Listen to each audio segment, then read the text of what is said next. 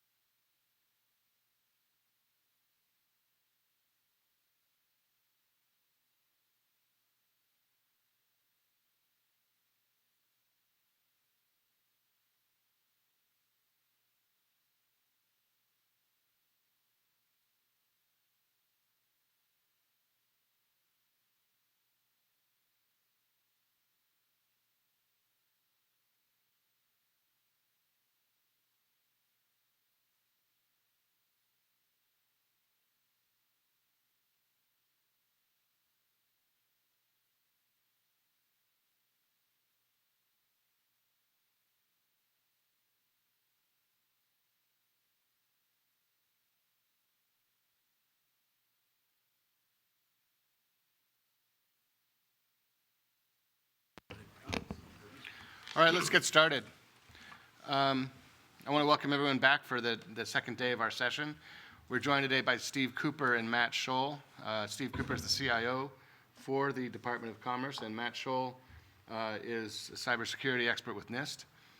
They will be talking to us about cybersecurity and supporting infrastructure around cybersecurity and later this morning or in a short few minutes. So you guys are welcome to join the table as soon as you feel comfortable doing so. We have a couple of new people at the table this morning. We're joined by Jeff Chen. Jeff Chen has a long career in data science and is joining the team and transitioning to the team from GSA as bringing his expertise to Ian's Commerce Data Services team. So Jeff will be joining us at the table today. He had a few comments yesterday and will probably be speaking up. But we are also joined by David Hoffman. David is the Associate General Counsel and Global Privacy Officer for Intel. He has expertise in privacy and the issues we're discussing this morning. He'll be responding to the comments that Steve and Matt present to us in a little while. And then joining us for the discussion that follows. So David will be at the table with us today. We have a couple members who aren't here yet, but we're going to get started. They'll be here shortly, I'm sure. With that, I'm going to turn it over to Ian, and we'll get underway. Do you want to talk about the action? Oh, I'm sorry. Yeah. There's one other thing I wanted to mention. Thanks, Ian. Ian has been very good throughout the last two meetings, but particularly yesterday in bringing the committee, the council. It's all on camera. You can see it. No, there is that. But no, in bringing the council back to the recommendations and the concrete work that the council can do. I've worked with advisory committees, a number of advisory committees in my career, and I've never worked with one that shows so much promise as this one. And I'm gratified that we are getting increasingly concrete and tangible in our discussion. But I think we all need to bear that in mind as we go forward. I think this meeting, the work between this meeting and the next meeting, and then the next meeting, I think we can work to some true deliverables. And we were touching on that yesterday. We should try to come back to that today and really follow up these discussions with much more robust discussions about the work that we as a council, you as a council, can actually do, and the deliverables that you can bring to bear on commerce data.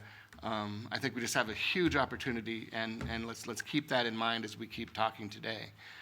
With that, I will turn it over to Ian. Thanks, Ian. Okay. So good morning. I hope everyone had a fun chance to enjoy all the Boulder hospitality and everything that this fun city can provide. We are, again, very grateful to the National Oceanic and Atmospheric Administration for hosting us here in Boulder. We are grateful to all the great folks that make this live stream possible. We had pretty record numbers of participation remotely yesterday. Kind of fun that many people care a whole lot about commerce data and its impact on our communities. And I also mentioned yesterday that this was the right place and the right time to have the discussions that we were having with regards to environmental data, with regards to the corpus of skills within the department. And today we're going to continue that trend by really diving into the cybersecurity and data privacy aspects of commerce data. This is the right time. I don't know if you're aware, but this month is Cybersecurity Awareness Month. The Deputy Secretary Bruce Andrews, the Department of Commerce, was just delivering remarks on cybersecurity yesterday to a council on the East Coast. And oh yeah, by the way, we see a lot of these things in the news all the time. We even had some official correspondence about recent events that directly pertain to you as members of this council. So you probably have some personal interests about cybersecurity as well as professional interests, as we all should. This is also the right place because we have some of the best experts convened here. Very grateful as well for two fly-in visitors. We have Steve Cooper, of course, as Burton mentioned, Chief Information Officer of the Department of Commerce. His bio was shared in advance, but he's had a fun history that may or may not have involved the U.S. Navy, being the first ever CIO for the Department of Homeland Security, FAA, and a few other things like that. We're not going to let him retire again. Secretary Pritzker has pulled him out of retirement with great vigor to help bring order out of chaos and bring a lot of folks together with a cohesive plan for our department. We're also very grateful for Matt Scholl. More NIST expertise. Everywhere we go, NIST experts seem to drive us towards a more organized future. And very grateful for Matthew Scholl to be able to present some of his perspectives of his work from the National Institute of Standards and Technology. Of course, is also to have an office just 100 yards away. So kind of funny how this stuff all comes together. So right place and the right time for these discussions. Again, thank you all for being here. For those that are joining us in the live stream, please, well, if you're watching us, you already found us, but you can join the discussion directly through the hashtag CDAC meeting. Excuse me, that's CDAC MTG, because every other hashtag was taken. CDAC meeting on Twitter.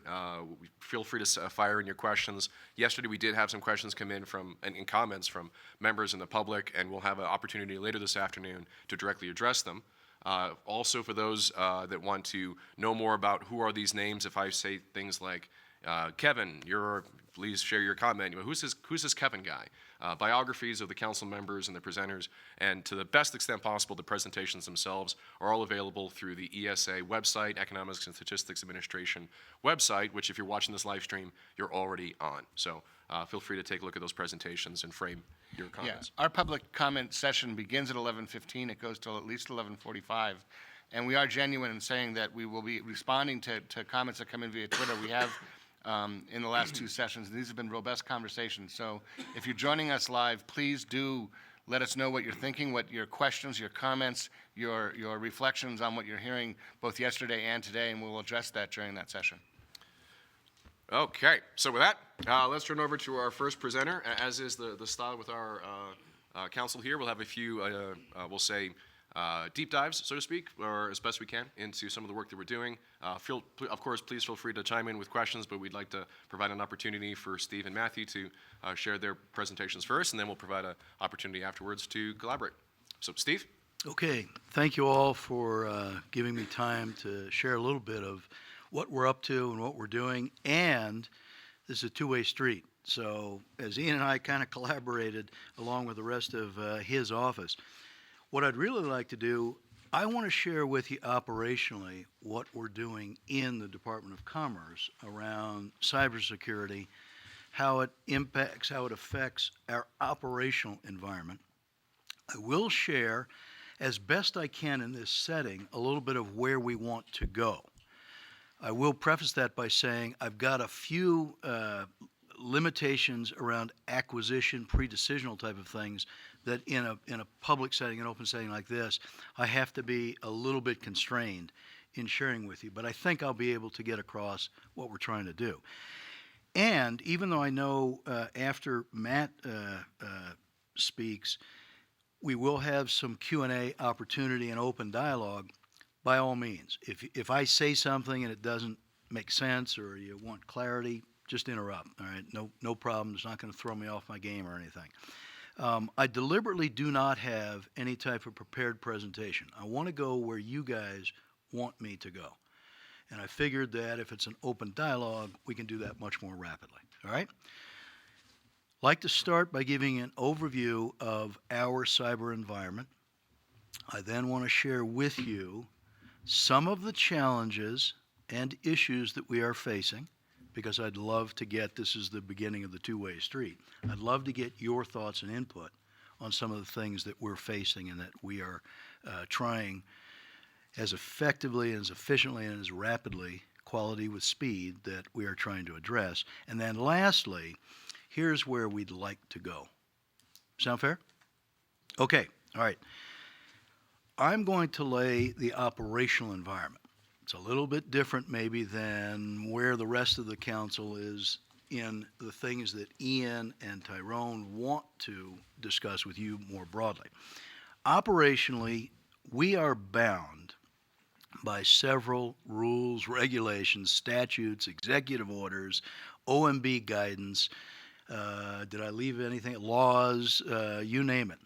And that's not a negative comment at all. It's all intended to help the federal government enhance its cyber risk posture. We follow the NIST cyber framework. Matt's the expert. He will give you more insight into that in his remarks. We also are using the risk management framework that NIST has released. We kind of blend those two. Although, interestingly enough, risk management is newer, and risk management in the office of the CIO that I have responsibility for, and with the other CIOs, risk management addresses more than just cyber. Okay, so we really are trying to look at any and every risk introduced by information technology, the delivery of information and technology-enabled solutions as potentially introducing risk into our operational environments, broader than just cyber. But with specific regard to cyber, we have two high-level governance bodies in the IT community in Commerce. The highest level is what we call the Department of Homeland Security CIO Council. It's comprised of all of the titled CIOs. There are 9. There are 12 bureaus, and the immediate math will tell you where'd the other 3 go. Well, the other 3 are represented by my office, the Office of the Department of Commerce CIO. We effectively play the CIO role for 3 smaller bureaus, and they're headquartered in the Commerce headquarters building. Now, the CIOs, I don't think any one of us, some more than others, but I don't think any one of us would consider ourselves the best expert in cyber in the Department of Commerce operational environment. Hence, the second governance body is what we call the ITSSC. That's IT System Security Council or Committee, and I apologize to you. I should know. I forget exactly what the C is. It's one or the other, but you get the idea. That body is comprised of our Chief Information Security Officers. And since, again, every bureau does not have a titled Chief Information Security Officer, it is the senior-most IT security officer in that particular bureau. Does that make sense? It operates a little bit more easily than it sounds when you try to explain it. But here's the important thing. In the federal government at the moment, I think this will change, so there's a little foreshadowing of the strategy part. The CISOs in government report through the CIOs. That's the way it exists in the federal environment today. Right? It works reasonably well in commerce. But herein lies one of the first and major challenges that we run into in an operational environment almost every day. It's the trade-off between does information security and cyber take precedence over operational functionality, and then the third dimension is privacy.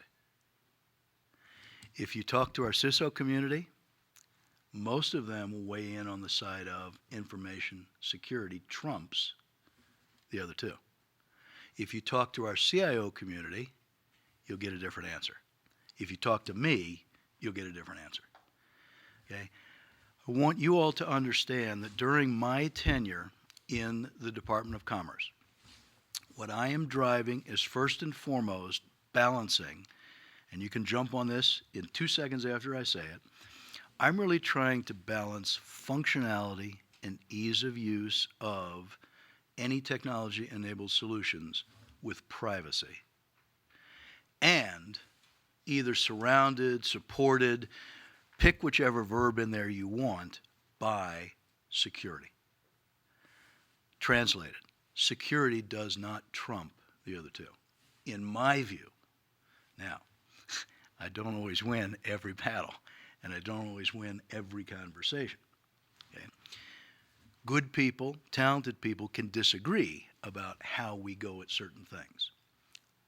Let me give you a real-life example that Ian and I are trying to guide with our respective offices and then with both the CIO community and the CISO community. One would think that a number of what we've labeled productivity enabling tools. In fact, Ian, why don't you give me your top 5 real quick, just off the top of your head, of these, internet-based Sure. tools that everybody's used to using in the Yep. private sector. Sure. So Slack, GitHub, SurveyMonkey, Asana, and what's another fun one? Okay. Everybody's Python coding libraries. Yeah. Okay. Everybody's got their own list, and there are a couple dozen that we've already identified. Here's the interesting thing. When Ian came on board, he got in touch with me and he said, hey, I noticed that we don't have these kind of like as icons on our desktop image in the Department of Commerce. Where are they? And I said, well, sit down for a minute. This is not a 5-minute conversation, okay? I'll make it a 2-minute conversation here. We are in a situation where even though the private sector in particular uses those products every day, and frankly, I would say without any significant mishaps, we can't do exactly the same thing. We have some guidance, we have some rules and regulations that basically we have to do a security risk assessment. It is led by NIST guidelines and NIST frameworks. It's used across the entire federal government environment. I'm now going to slightly limit my conversation for the rest of this morning to the non-Department of Defense environment. So I'm now talking about the federal civilian government agencies. It'll just make our conversation easier.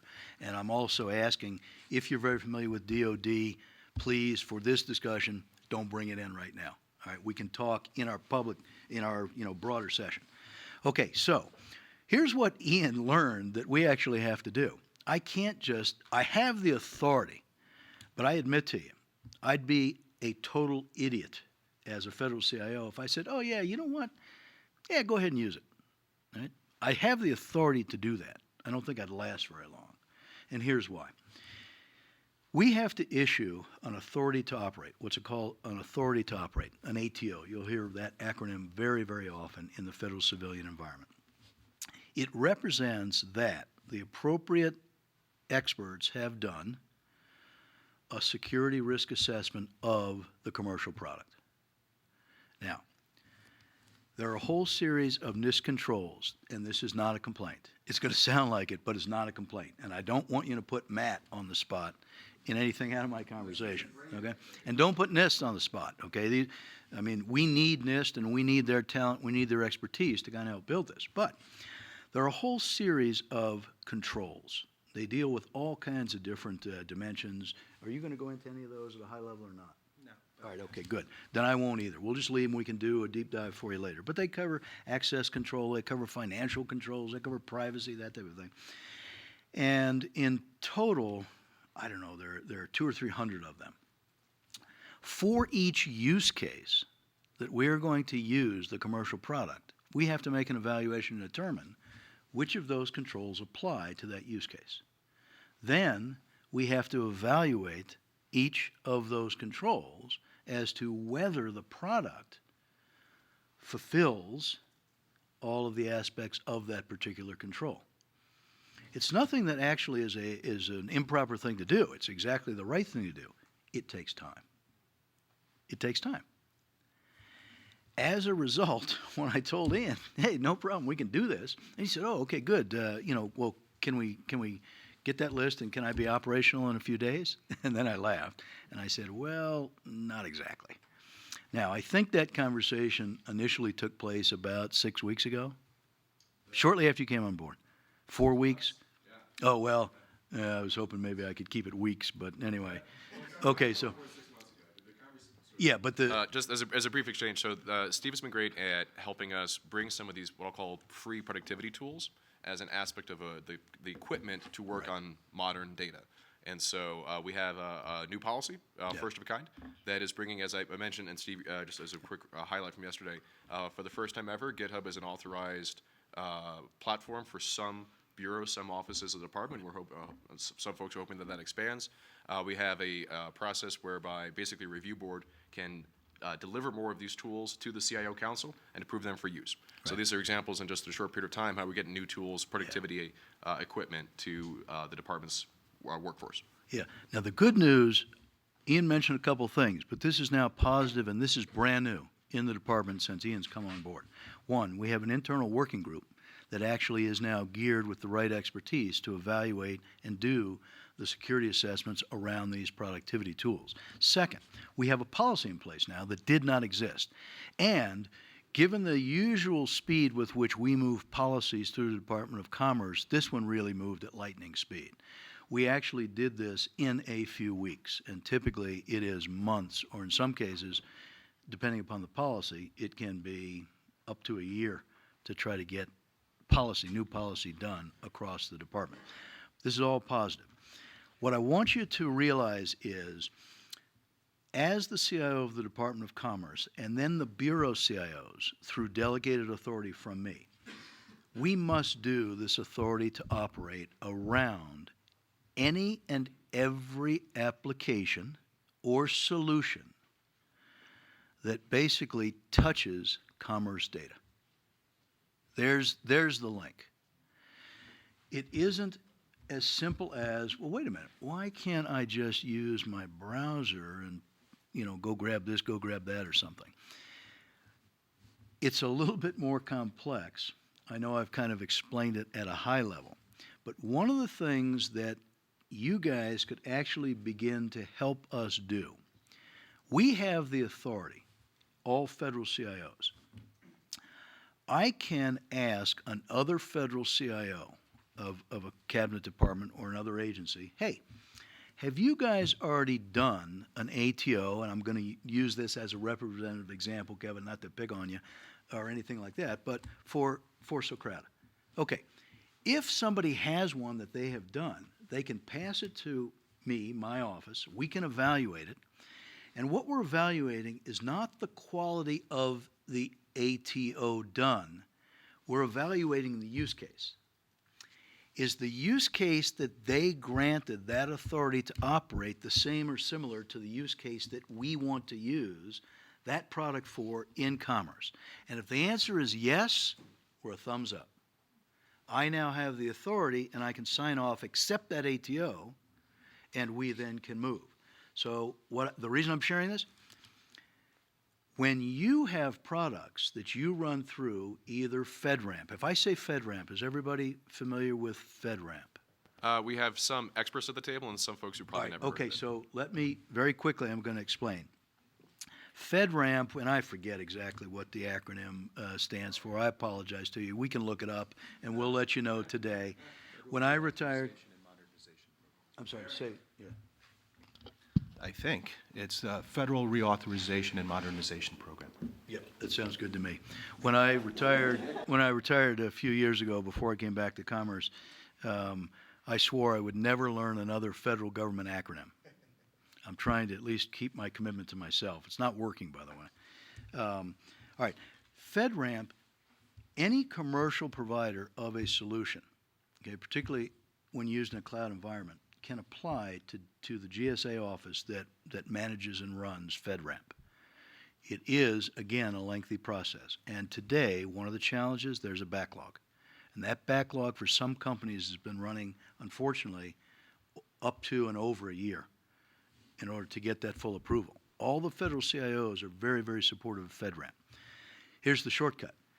If GSA grants through third-party evaluation providers, other commercial entities that actually do the evaluations, grants FedRAMP authorization, again, I can adopt that as part of my authority to operate. It speeds up our ability to put a product or solution into use in our production environments.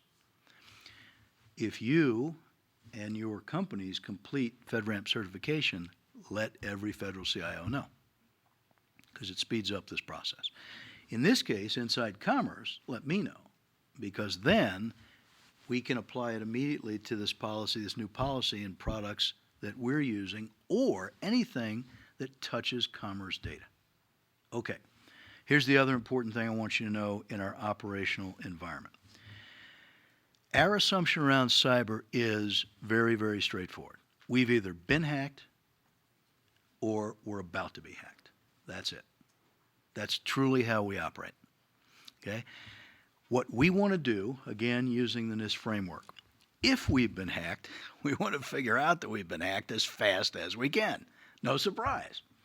Now, we're actually reasonably good at this across our commerce bureaus. We have a lot of software, we have a lot of sensors in place. Again, here's what I want you to hear.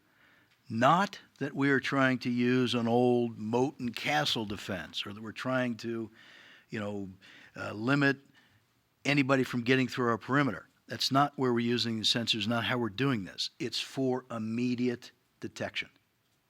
We want to be as close to time and day zero, if we are breached or when we're breached, as we can.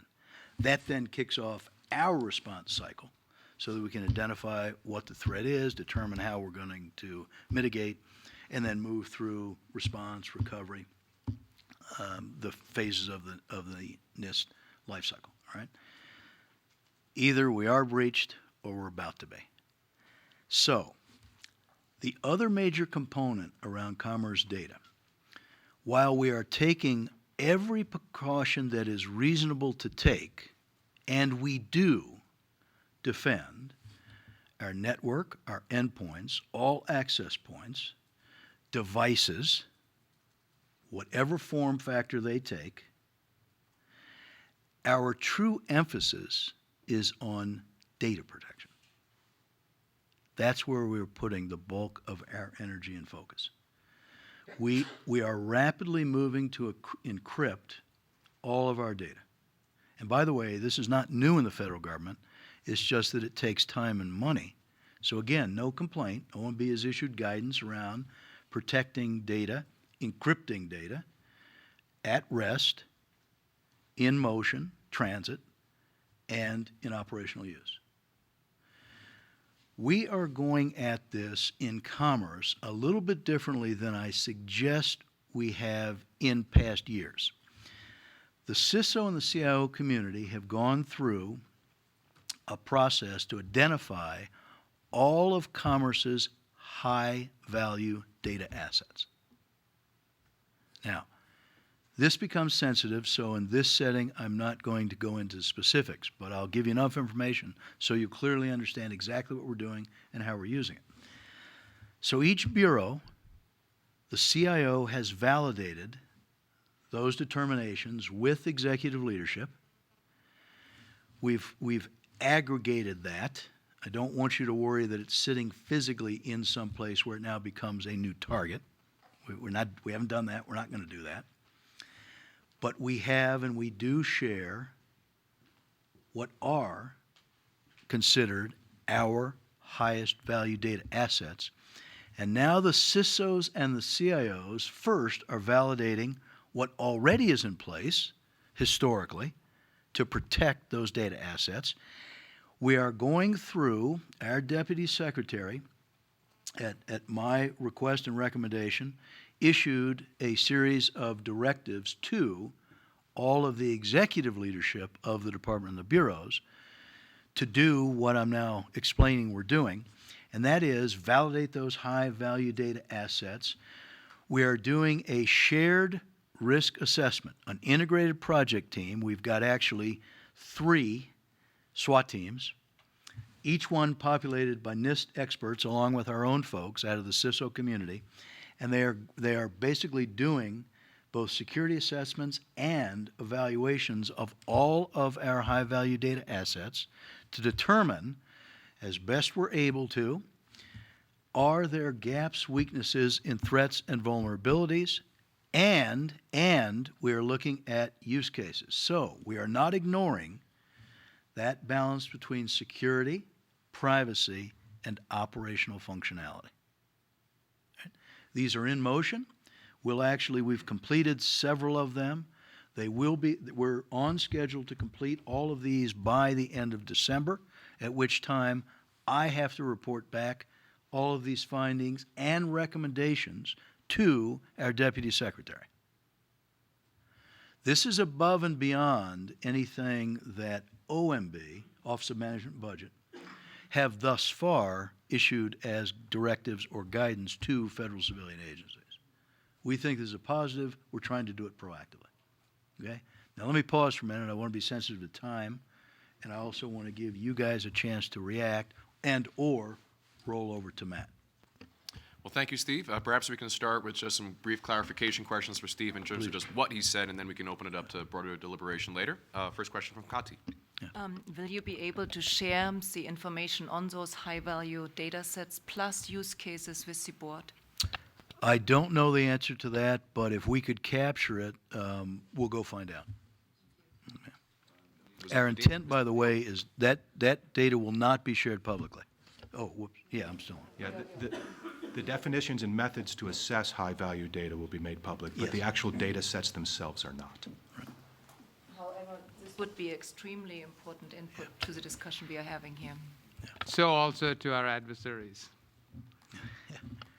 And let me just add to that, unless the data is already public, right? So there may be a highly valued data set that's just public, but the declaration of that, I think is Kati's question, which ones those high value are, that's the part that will not be shared. Am I correct in that? Okay. Yes. And does that address your question? Yeah, but let me give you an interesting twist on that, because we actually thought about that. I'll give you a real-life example that we actually are paying attention to. Think of National Weather Service data for a minute. It all becomes public. But what about a scenario where an adversary or a bad actor breached our data and changed weather forecasting data? That affects lives and property. So while it does eventually become public, we treat it very differently. Vadim? Thank you very much for that introduction. It was very insightful. A lot of issues which we brought up, public sector here the same way. I know a lot of companies are working on the same assumptions that whether hacked or about to be hacked, and hope that never either of those two happens. And the same thing on how a lot of companies evaluate the product. For example, GitHub. I know a number of large companies would never ever allow to put code on the hosted GitHub. Inside in-house GitHub, different story. But what caught my attention a little bit when you start talking about different offices of CIO and how you share the information, and it sounded that it's more of the personal information. What you said is I speak with other CIOs and find if they had evaluated the product or not. Do you have tools where you can share what was evaluated or not, that your office can just go to some kind of tool and say, okay, I'll pick on GitHub. Did another department use GitHub? Did they use in-house? Did you use hosted? What is there? Are there those tools, or is it really you have to pick up the phone and call each and every office? Okay, so here's a candid answer, and I'll probably get scolded a little bit when I get back. We do not have in the Department of Commerce a robust collaboration platform to the extent that I think all of you and myself from my private sector days that all of us would prefer to have. So in some cases, yes, we are able to actually use collaboration platforms, but not all bureaus have access to the same platform. So think of it this way. There are dyads and triads where they can work collaboratively, all digital, all electronic. In some cases, I have to actually go have a face-to-face conversation. In some cases, I'm a bit embarrassed to say, I'll ask questions via email of everybody and say, hey, what are we doing? So we're not where we want to be. We recognize it. We're rapidly taking steps, quality with speed, to get to a true digital, fully all-in collaboration environment. And yes, we are using products like GitHub. We are using products like Socrata. And these are not endorsements. I can't endorse anything. I'm just sharing it for information purposes. We're not where we want to be. We're going to get there as quick as we can. Kevin? Thank you, Steve. First and foremost, I think that was probably the most thoughtful and pragmatic description of how any kind of a third-party cloud apps provider needs to go through this process to become certified. Having recently gone through the FedRAMP certification process ourselves, and I probably know more about NIST 853 than I want to now, it was a super pragmatic and concrete description of the process. Two follow-on questions or thoughts for you, and I wanted to get your reactions. Given the backlog to get FedRAMP certification, one of the things that we did is we used one of these third-party companies to do all of the work related to the certification. We had the wherewithal to do that, which was great, but there are a lot of great innovative startups that the government needs to work with that don't have the means to make that kind of investment. So I'd love to understand how you're thinking about shortening the backlog and/or figuring out ways to help those startups accelerate their path towards FedRAMP certification. And then the second question or follow-on that I would have ask for your remarks on is, it's a decision that startups should not take lightly, whether or not they want to go through the FedRAMP certification process, mostly because not so much of the technology implications, but what I'll call the process implications on you as a software engineering organization. And how are you guys thinking about providing guidance to startups that, frankly lack any experience working with the government and want to make that decision about, should we or should we not try to work with the government? Okay, both excellent questions, and let me try to give you as concrete answers as I can. These are not new things that you're bringing to my attention for the first time. On the FedRAMP backlog and shortening that time frame, here's the practical reality that I would respond and that I have to deal with. In order for, and it's part of the answer to the second one, in order for me to help any company, any size, whether they're mature, large companies, whether they're brand new startups, the investment, unfortunately, of time and money of a federal agency to sponsor a company or a company's product or products for FedRAMP certification is non-trivial. Here's what I mean by that.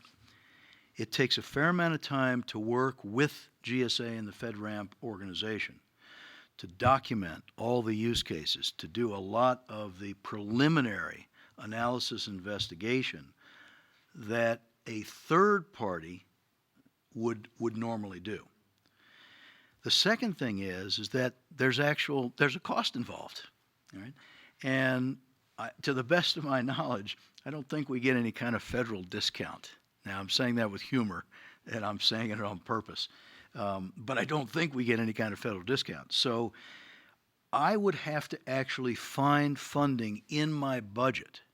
It's not a huge amount of money. It's probably on the order of tens of thousands of dollars. But remember, these are taxpayer dollars. I and my office and all of us in government take our fiduciary responsibility very, very seriously.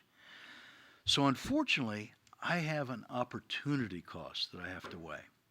And I will admit to you guys very openly, thus far, I am favoring my limited budget on Department of Commerce priorities, goals, and objectives over funding or helping fund a FedRAMP certification for a company. You can criticize me. It's okay. I'm a tough guy. I've been around a long time. But I just want you to hear it from me up front in direct answer to the question. Now, there are things that I am, along with the federal CIO community, trying to do to help GSA.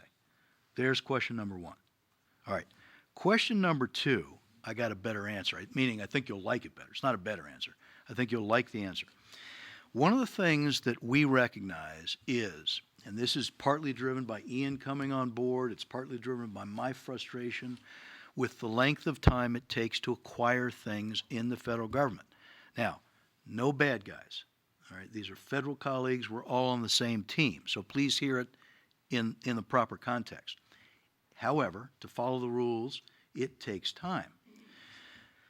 I'm working with some of our acquisition executives in the department to create a single process that can be used Department of Commerce wide for the following purpose. When a company has a newer product or a newer solution, I want basically, and forgive the analogy drawn with Disney World, I want a fast pass, okay, so that I can jump at the front of the line and very quickly do an evaluation of the product as an operational pilot. Now, listen carefully to those words, operational pilot. We want to demonstrate that the product can, in fact, meet use cases in the Department of Commerce. We can do that. We want to do that in weeks or months, not a year or longer. And if in fact we have a successful pilot, it's not a throwaway. We're not wasting taxpayer dollars. We then will proceed properly to follow our acquisition regulations to move into production on a larger scale. All right? We're very optimistic. Our acquisition folks that we're working with are also optimistic, so that literally my goal, I would like to be able to come as close to 90 days. That's a huge, really, really, really fast target in government. Realistically, it's probably 3 or 5 months for this operational pilot. It's in motion. It's not a done deal yet, but it is strategically one of the things we're doing, Kevin, to help address, is there a way that we could precede or move faster to help speed up startups to make that decision go through FedRAMP? The answer is, if we can put this in place, yes, because you could then take the results of our pilot and you could use those, I believe, in making that decision to go through FedRAMP or not. What we intend to do, once we have this in place and we've got a couple real examples under our belt, is to huddle with our GSA colleagues in the FedRAMP team to say, hey, look, this is what we're now doing. Is our output on these products now helpful to jumpstart the FedRAMP process? Oh, Kevin, please. Sorry, one quick follow-on. I think there is one part of the question that maybe got lost, Steve, which is, Okay. I think there's still an education process that needs to happen to help educate startups on, basically the process changes that they're going to need to go through to meet FedRAMP certification. Okay, that one's actually the easiest of all, and I'm sorry, I just didn't catch it and left it out. I, in my office, do have what we call an industry liaison officer. It's just one resource, it's one person, and it's not a full-time position, okay? But that is a way we are always very willing to set up time, and what we can now do is we can reach to the FedRAMP gang, we can get some additional information, we can make that available electronically, that type of thing.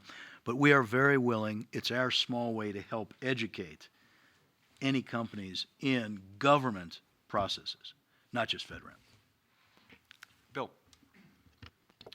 Yeah, Steve, what sort of change in a data set or in a provider would require you to go through the process again? Is there a mechanism for doing that? Well, interestingly enough, related to supply chain risk management, we now actually have adopted a formal working definition, okay?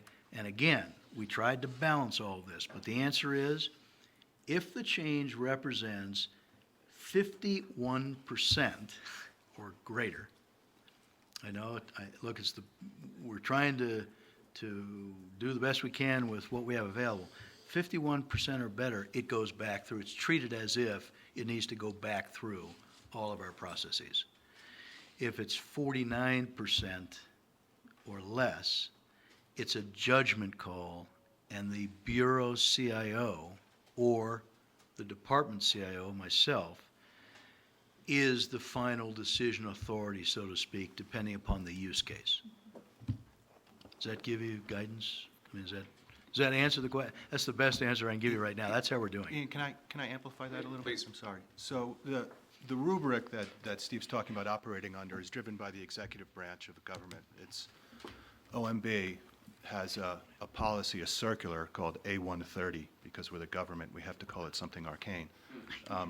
And that's where the requirements for this authorization process comes from, as well as some of the specifics around, the change management of it. It was written a while ago, in early 2000, and the initial process was you go through this review every 3 years, or upon what they called significant change.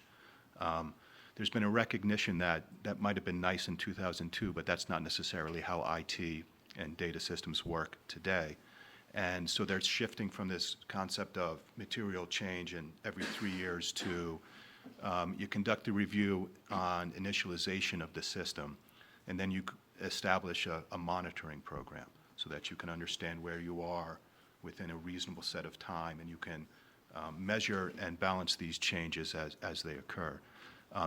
This requirement document A130 has been rewritten and is currently open as draft for public comment. They just opened it last week. They are under statutory responsibility to have it redone and finalized by December. So it might be something that the board could take Yeah, interest in. it's a great point. That's a big deal. The A130, if you just basically a quick scan of it, you're like, oh wow, this is actually a lot of how the government data is governed. But please go ahead, Bill. Yeah, let me ask a simple example. So you double model resolution in each dimension, so you have 4 times as much data, so 3/4 of that data is new. Does that trigger a revisit of the? I would probably answer based upon all of what's in place today, not necessarily. In other words, it's really more, I should have clarified this more effectively. It's not so much on the data side. It's on the code side. That's what I was really responding to. That's what drives either a new security review, a new ATO, or the continuous monitoring may also trigger an event. But the amount of data and everything, now, if you add a significant number, I don't have a perfect definition of a significant number, for example, of new data fields, or if there's new data being captured, not derived data, but new data, that might trigger it depending upon, again, use case and judgment of the people involved. Kati. So I live in an academic setting, and so we are trying to empower researchers to be aware of all the new data sets and all the new code pieces that exist out there on a daily basis. What I would like you and Ian to have is that you come into your office and you see NSF has approved a new productivity tool, NIH has approved a new visual analytics tool, and the use cases look pretty much same. Now we can also approve it for the Department of Commerce. Is there a database and metadata and use cases defined in a way that you could basically have a dashboard on your screen every morning and see what's out there? I think it's a great idea. I would love to use it if it existed. I think we all would. The closest that I'm aware of that I can think of in the federal government space is data.gov. But it's not perfect yet. And it's not even for yeah. There's no like clearinghouse of ATOs. VA Right. publishes theirs. It's all on. If you just TRM, Technology Review Management, just VA TRM, you'll see a massively well documented publication open of their security assessments for which tools are approved, and even gets down to the level of version 1.1 is approved, but version 1.2 is not. All out there. But I think to your question, if nothing like it exists. We don't, Oh, yeah. we don't have that yet in commerce. It is one of the things that we are driving to build and put in place.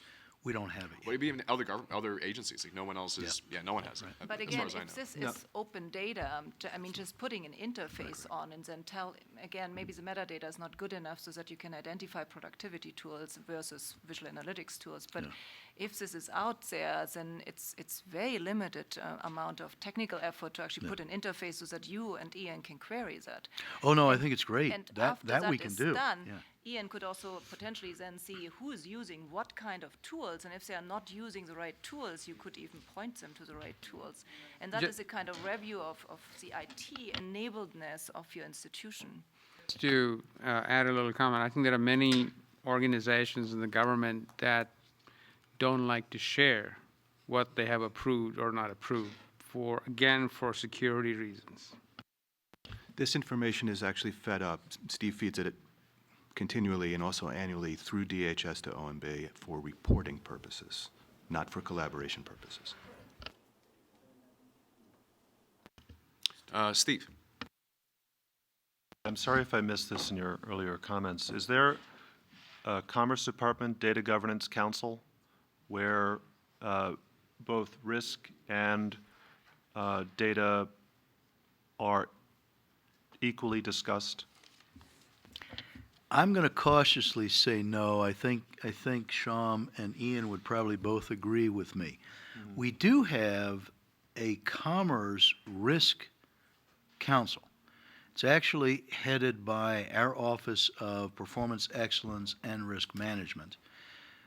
It sits outside of either Ian's office or my office. We do participate.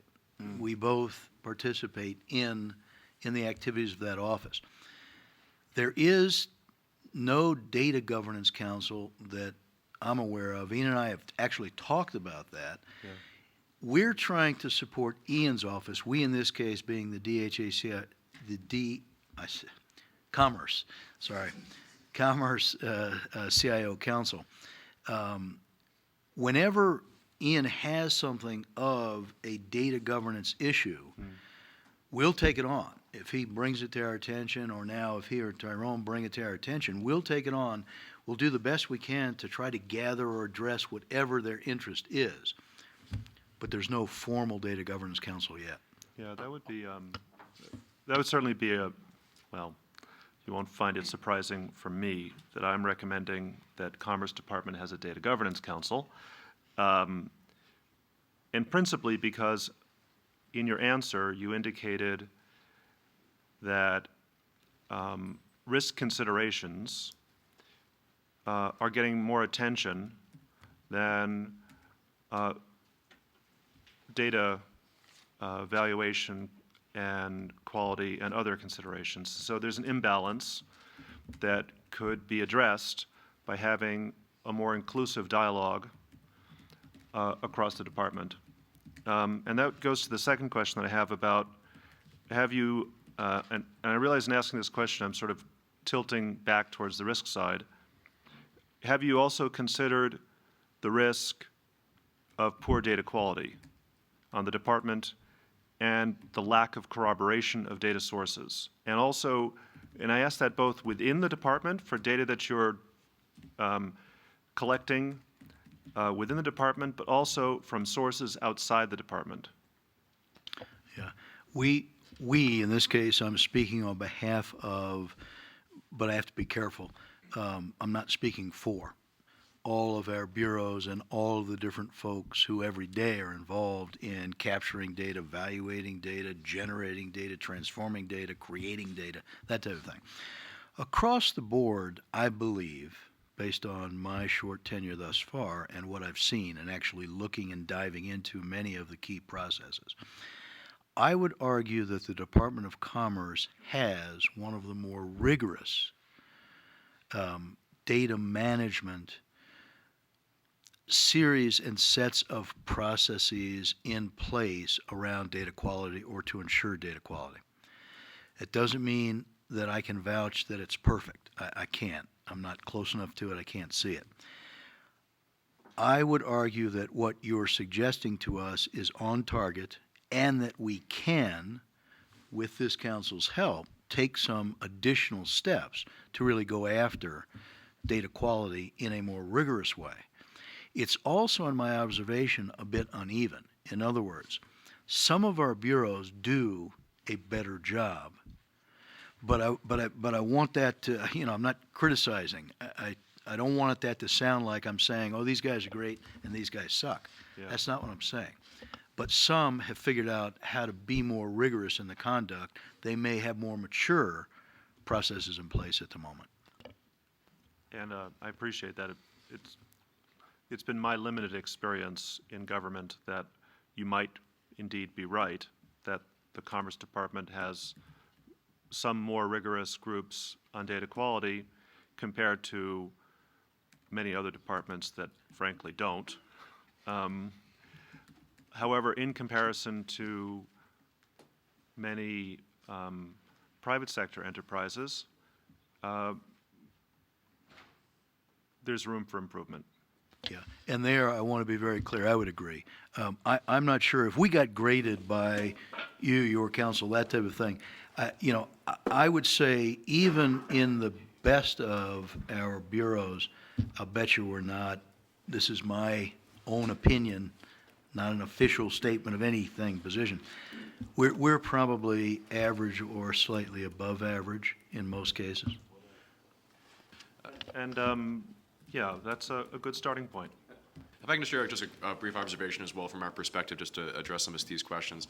Within the department, my experience has been that there's basically three spheres of how we govern, we approach, I'll say, data governance within the department. There's basically data infrastructure, data products, and then data policy with a digital economy focus. In general, what this council has seen and have presented are some of the infrastructure elements and policies and governance as related by Steve. Last meeting, we heard from Alan Davidson. He largely in collaboration with the Office of Policy and Strategic Planning. He leads a lot of the policy and digital economy aspects, and a lot of the Commerce Data Service that we talked about yesterday is the data products. And these spheres kind of overlap a little bit, so just a brief observation. Also, between the different federal agencies, a lot of great collaboration has been led by the Office of Science and Technology Policy, so Megan Smith, the Chief Technology Officer, DJ Patil, the administration's first ever Chief Data Scientist, weekly gatherings, organizations around data.gov, accountability metrics for what it means to have good open data. So there is an inter-bureau component to that governance as well, but just in case we have not brought that up before, I wanted to add that to Steve's comments. I think the next, and also with the recognition of time, some folks actually have flights, for better or for worse, and not too long from now. So I'll briefly say there's 3 more comments, and then I'd like to have Matthew share. Oh, wait, Matt, you came all the way out here. You might as well have a chance. So I think it's David, Dana, and then Dan. Oh, a microphone, please. Yeah. 2 quick questions. First, I just want to thank you for being here, and I was a big fan of the work that you did at DHS, along with the Chief Privacy Officer at the beginning, Nuala O'Connor-Kelly, and then Hugo Teufel when he came on board there. That's my first question, was to what degree is the Chief Privacy Officer within the Department of Commerce engaged in your governance efforts? Okay, our Chief Privacy Officer is Katrina Purvis. And Katrina, interestingly enough, sits inside our Assistant Secretary for Administration's organization. So she sits external to the CIO, which is not unusual. As you know, they're sometimes under a Chief Privacy Officer, as, for example, it was in the FAA. In our case, we're separate. However, Katrina has done a terrific job of not only reaching out when I came on board, but continuing to work very, very collaboratively with the Office of the CIO and our CIO Council. In doing so, occasionally, she will rub some of our folks the wrong way, but it's absolutely a good thing. It's a good, positive collaboration. We have differences of opinion from time to time that I alluded to in that balance between privacy and security. Katrina, I believe, is absolutely doing the right thing. She ensures that when it comes to both personally identifiable information and business, what I think of as BI, business intelligence, but in other words, either corporate proprietary information that has been shared with the Department of Commerce, as a number of our bureaus have that information. Anything that is sensitive or proprietary to our colleagues, stakeholders, external to the department, privacy will trump security, which I think is the right decision. Now, at the same time, we're doing everything we can, as I've explained to you, to ensure that we are securing that data, okay? But I think that we work very collaboratively, and that she is driving the CIO community and the CISO community to raise its performance toward operational excellence. That's great, and I think that's something that's going to be even more necessary as we move forward. Ben Wittes with the Brookings Institute has written a book in which he has a chapter called Rethinking Privacy, where he goes into describing how privacy and security work together, and that we shouldn't be thinking about necessarily a metaphor of balance, but more of a metaphor of what he uses as hostile symbiosis as we move forward. And that's a lead into my second quick question, which is one of the reasons why he believes that is the critical importance of data quality and how privacy actually can drive better security and better functionality through looking at data quality. One of the challenges a lot of people are having is that traditionally we looked at data quality by looking at the extent to which data elements were deemed to be relevant and or accurate. Now we have an environment where we have advanced data analytics, where we have algorithms, and people are really trying to figure out how do we think about the quality level of algorithms. And I'm just wondering if you guys have started probing that at all. Yeah, again, I'd prefer to give a candid answer, and I would tell you we have not begun to probe that on any department-wide basis yet. I suspect NIST may be ahead of us. They always are. They're always ahead of us operationally, and that's a positive thing. There may be a couple of our bureaus, maybe our statistical bureaus. Also, I would not be surprised at all if they are already beginning to probe that. CIO community and among the broader community that I interact with, no, we're not. We have not yet begun probing that. Dana. Process affects practice, and process affects output. And one of the hardest things for an organization to do is to figure out how to create a set of processes that can enable a whole variety of different practices and outputs in order to push it to the future. And different organizations have different capabilities in figuring out how to do this. And one of the things you will see inside large companies is that they actually even split the deck, right? So this world gets to run under these set of processes and practices. These ones are good here in order to see how they can create differences. And one of the dangers is when process gets so embedded and normalized for risk fears that it doesn't even allow the realization of different practices and different outputs as part of that. How do you weigh this together in your thinking and try to reshape these processes in order to enable a variety of different practices and outputs that are critical to the future of what your enterprise is? Okay, again, a very candid answer. Your observation, I agree with 100%. In the time that I've been at Commerce, with regard to those major processes that I have responsibility for, so I'm not speaking now for every process in every bureau, but the ones that basically we've talked about or we've touched upon today, here's how I'm going at it. First and foremost, when I am told by my internal customers of problems, or basically here's an easy way to do it. When they bring different stories around pain they are suffering, that's what I begin to use, that's what I've been using for a year, to identify the processes that in fact they're talking about. A lot of times the processes are not documented. They are known to the equivalent of process owners, people who carry out the process, but those processes have never necessarily been shared in any way, and so they're not transparent to people who may be on the receiving end of either receiving information or using a solution that comes out of the process.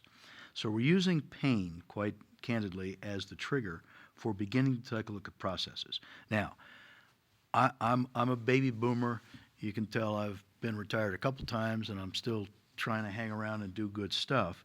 But I grew up learning, using very well a couple models that I still believe in. One is Carnegie Mellon's, what began life as their Software Engineering Institute Capability Maturity Models.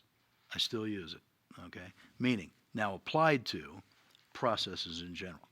So if you're familiar with that, or if you're familiar with some context of it, what we've begun to do is to consider level 3 maturity appropriate for operational excellence in the Department of Commerce. We've actually done internal, not third party, we've done internal assessments of major processes by folks involved and a couple external folks, meaning have no emotional attachment, not doing the process, to take a look. And when we found gaps or things that, kind of don't look right, we're beginning to address that through integrated project teams. Now, a couple important things here. One, we don't have extra resource sitting on the bench to do this. The people involved in this have full-time day jobs. Again, it translates. We're not making a significant amount of progress at lightning speed. We're prioritizing by pain. So those processes that are involved in where the most people are complaining is where we're working first, and we're then working to improve those processes. The other is the Baldrige Award, which when I kind of was growing up, and I'm very proud of the fact when I was at Corning, we won the Baldrige Award not once but twice. Now I learned it was privatized, and now I think, I don't know where it is these days. but it's still the right framework to address exactly what I'm talking about. Does that give you insight into at least what we're doing in a small way? Yes, and I think that there's another thing to account for in this, which is I think it affects both the pain point in your organization and the pain point of people coming in from the outside. There's been a significant shift in what we think about as software. I'm going to use scary quotes for this because you can't even talk about it as software anymore. It used to be, and in those days of engineering practice, it was design, develop, test, deploy, and that was a very standard process. That no longer exists in many of the environments that we deal with in industry. At best, you get design, develop, throw it out to the winds, and maybe you get information back to iterate. There's conversations like the perpetual beta, the idea that these ecosystems are incomplete when they're out there in the wild, which creates the challenges that you're talking about, but it also creates the challenges in identifying pain within your organization, which is to say that the pain point for people who are used to the procedural ways is going to look very different than those who are used to a world where you grab code, piece it together, and then see what happens. And so the reason I bring this up is that I feel as though engineering practice, as it's evolving radically right now, is creating a specific kind of collision into the processes you're talking about. It is, and again, you're right. We've got a couple bureaus that have done excellent jobs in the past few years of adopting what we term internally agile methodology, iterative agile, whatever you want to use, not brand name agile, but adjective agile. We do have some bureaus that, for a variety of reasons, some of it does have to do with compliance and regulatory oversight, are still using effectively what most of us would call a waterfall approach. Patent and Trademark is a terrific example of one of our bureaus that has moved light years ahead in its whole approach to code development. And as you guys know, an awful lot of our mission functionality is one of a kind. We're the only people, certainly in the United States, that do what we do. And as a result, there's really not enough demand to drive any kind of commercial marketplace for a whole bunch of people to come in and build solutions for us. PTO has adopted Agile. They've done a terrific job. They use third parties to kind of help evaluate and improve the process. The Census Bureau is beginning to go there as they emerge toward the 2020 decennial. I'm not as familiar with the statistical agencies, and I don't want to put Austin or Sham on the spot, but they may have insight. But again, I'm just tossing that out there. I don't know. If they can, great. If not, don't worry about it. We'll do some homework. We'll come back and update you. So what you really have going on is a mix of all these things concurrently. And we're hoping... Just add one clarification on this. The scenario you talked about where you want to quickly develop stuff, the most important thing that needs to happen is categorizing the risk associated with that use case. If in fact it is categorized as low risk at the early development stage, it is a whole different process than if it is categorized moderate or high. High is it'll be a long time. So that is most important. My sense is a lot of what Ian and his team are trying to do, at least in the early development stage, often tends to be low risk.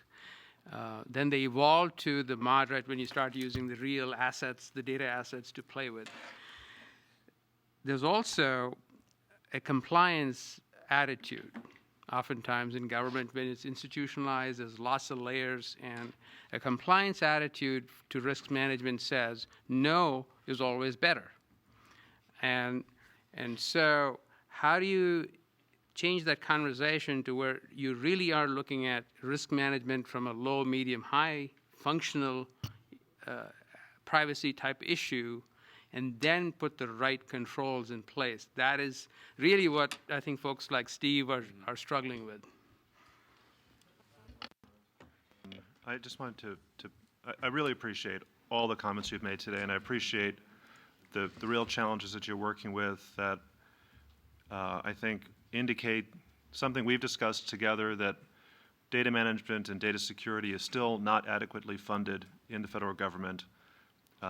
We still have far too much of a product or a program-oriented approach towards IT in general, and we don't have enough horizontal IT application. Too many people still think that IT is a vertical and not a horizontal, and I realize that you're dealing with all these issues under those constraints. And so my comments are, I want to put that up front first, but I would take small exception to the idea that what you do is unique. Because increasingly, first, you said we, and I want to just sort of slightly tweak that, because we today in the federal government is no longer just public sector employees, it's also a lot of contractors. And so that means that we in the Commerce Department include a lot of private firms, and that means that that knowledge is also in the private sector, and it's not unique to the public sector. Also, there are lots of private sector firms that do surveys like the Census Bureau does. There are lots of private sector firms that are launching satellites to collect weather data, like NOAA does. There are lots of private sector firms on Wall Street that do economic analysis, like BEA does. And there are even private sector firms and other organizations that track patents and trademarks. So that being said, I think that what Dana was pointing out in discussing how software is developed today isn't just about software, it's actually about culture in our economy, which is increasingly ad hoc and co-creating. And I think that's the challenge that we face today in commerce is, given limited resources and the reality that we already have $18 trillion in national debt, and how much more resource are we going to get for this, and given the proliferation of skill that makes what you're doing in commerce no longer unique, I think there is an opportunity, almost necessity, for new types of relationships outside of commerce to co-create both security and data utility. And that's, I think, Dana, that's, I think, a broader challenge for the organization is to find new ways of doing more with less by working with others. And so do I. I think, again, I wholeheartedly agree with what you're telling us. And if you can help us, those of us that sit in the federal side of this discussion, and I have to word this very carefully, I'm going to do the best I can. Just like I have, as the Commerce CIO, certain rules, regulations, and a long list of things I must comply with. Otherwise, I get thrown out of here. And then, honestly, I can't help effect any kind of change.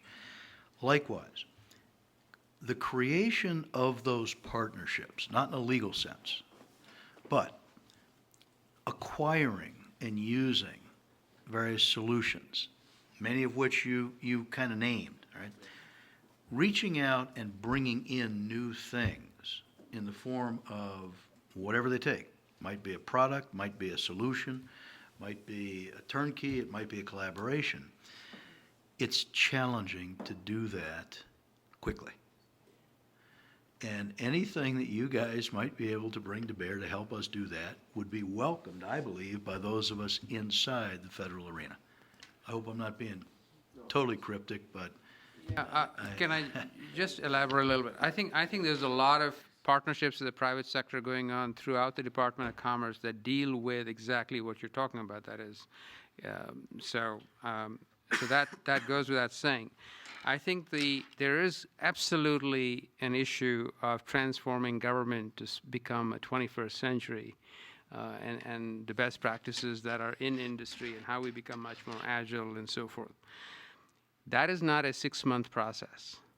I just want us to be very realistic that there are enough people at the department, Steve and Ian being just great examples of such people, that leadership is there all the way up to the Secretary of Commerce. So I think the real issue here is how fast we can accomplish that. And I don't think 6 months or a year is going to be sufficient, but I think the move is clearly in that direction. Speaking of time, Dan's been waiting for a while, and we actually are running a little late on the agenda for these flights. So Dan, turn it to you, and then I'd like to have Matthew give his presentation. Sure, I'll try and keep this pretty quick. I'll preface with saying this might sound a little more critical than I intended, so just put that out there.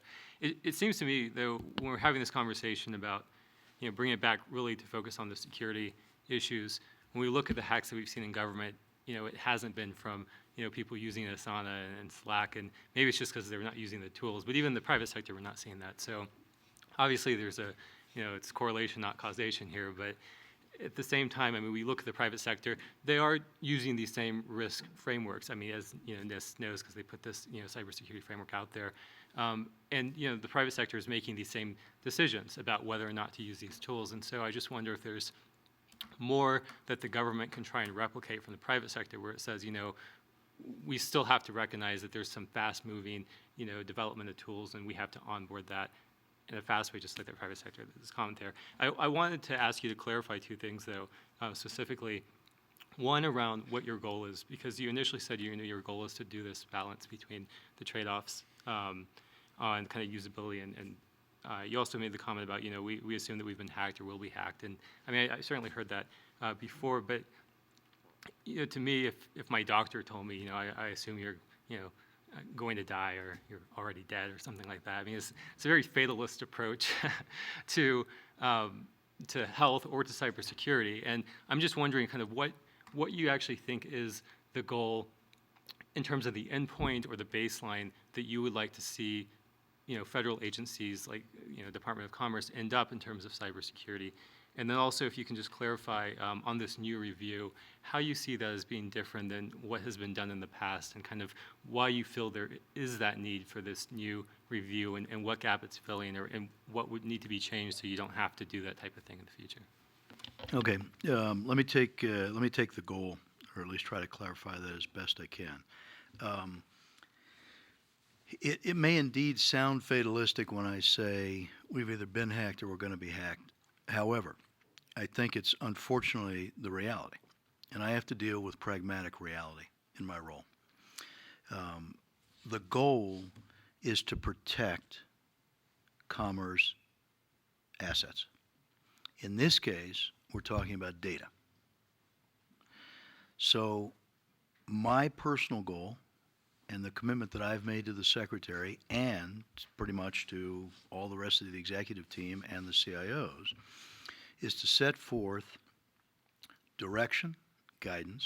You could call it vision and strategy. I don't think in this case it's overly complex and it doesn't need to be overly thought through. And that's what I've tried to do. I've tried to set forth a direction and then guidance to achieve that direction that says we have at the heart of what my role is in CIOs and the CISOs, we have to protect commerce's data assets. That's what we're about. And in so doing, we will take all of those measures that we are authorized to take, legally and ethically. We can't, for example, go on the offensive. I do not have authority. I do not have legal authority to go on the offensive with cyber. When I sat in CIO roles in the private sector, I'm not bounded by what I can or I can't do. Right? Now, I'm not implying that I did or didn't do anything. I'm simply saying, be careful here, be careful. Don't read in. Listen to what I'm saying, don't read in. All right, so we have to be defensive, and within all of those tools that are available to federal CIOs to use defensively, we're going to use them. We will apply them. We will apply them rigorously and judiciously to protect You're commerce's describing data. the means, not the kind of result outcome. What's your result outcome that you're looking for? Yeah, the overall goal is resilience. Yeah. Rather than have an expectation that a breach will never occur, but how do we continue to deliver services to the citizens that we're responsible for while under both attack and breach? So how do we stay resilient? Yeah, and to keep our missions on track. So in other words, if we take a hit, it doesn't kill us and we keep on going. Have any of our open data assets been attacked? That's a good question for either them or U.S. CERT. I can tell you, yeah. Or for him. Sorry, I distracted you. Yeah, Can you answer the second part? I went quiet because I can't answer. I mean, I'm able to, I can't answer in this form. The other two I questions, think it's yeah. safe to assume in general that every data set has been attacked. Yeah, And the second part, Dan, I'm sorry, please remind me. Oh, yeah, so it was asking about the review process, the new review Yeah. process. You know, we're still, I believe that this is something positive, proactive, and something that is a little bit above and beyond guidance issued thus far by OMB. It simply goes back, though, we're trying to accomplish this same resilience goal that Matt articulated. It allows us to simply better understand our risk posture at this moment in time. We're always going to be taking snapshots when we do any kind of assessment. It's a point in time. But against a baseline, it begins to give us insight into, are we getting better, are we getting worse? And we've got real-time data that we're now collecting on a continuing basis around our continuous diagnostic monitoring, sensors and additional software that we use, so that against that baseline and against those point-in-time snapshots, we really can figure out, are we improving? Are we kind of maintaining a status quo, or are we getting worse? And then according to that, we can take appropriate steps. I'll just quickly add to Steve's comment. that help? One policy addition that I'll add to Steve with this new policy that you're asking about is the first time that I can see that a commerce policy said these free productivity tools should be in the hands of the employees. Not that they should not also comply with everything these risk assessments and security frameworks already mandate, but basically it was the policy said, to Shyam's point, you know what, let's give a whole lot of no's, let's give a whole lot of a culture of, well, you know, why should we even have these? The policy is really trying to, with a visionary sense, say, actually, we should provide 21st century productivity to our employees, but here's how we do it. And that is a functional difference. There's a kind of a tactical answer to your question of what's new. And with that comes just working within the existing frameworks that Steve described. Does that answer your question? Okay. All right, lightning speed now. Yeah, so what was that? It was a great phrase before, like fast but quality. What was something? I like the way you said it before, but we're going to not take away the effectiveness of your time, Matthew, but hopefully we can still squeeze in it. Yeah, well, we'll see what we can do here. I will go quickly. I'm going to skip or just go quickly through a lot of the background material that I have and try to get to some of the substance. Not that the background isn't substantive. And then hopefully leave a little time for some Q&A. So I'm Matt Scholl. I'm the division chief of the Computer Security Division at NIST. I am not an operational organization. I'm a research and development part of the National Institute of Standards and Technology, and we develop metrics, measures, tests, test tools, testing environments, guidelines, and standards.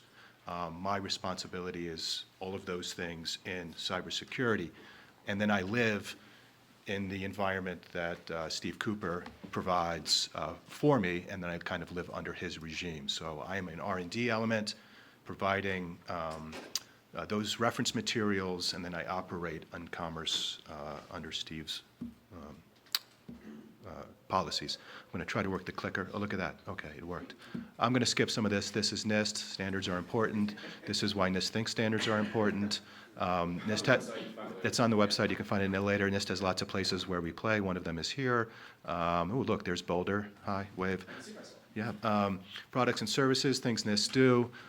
Measurement research, standards reference data. Shyam will correct me when I get these wrong. Calibration and test, laboratory accreditation. We are the source of calibration and calibration resources for the United States. Who calibrates the calibrators? We do.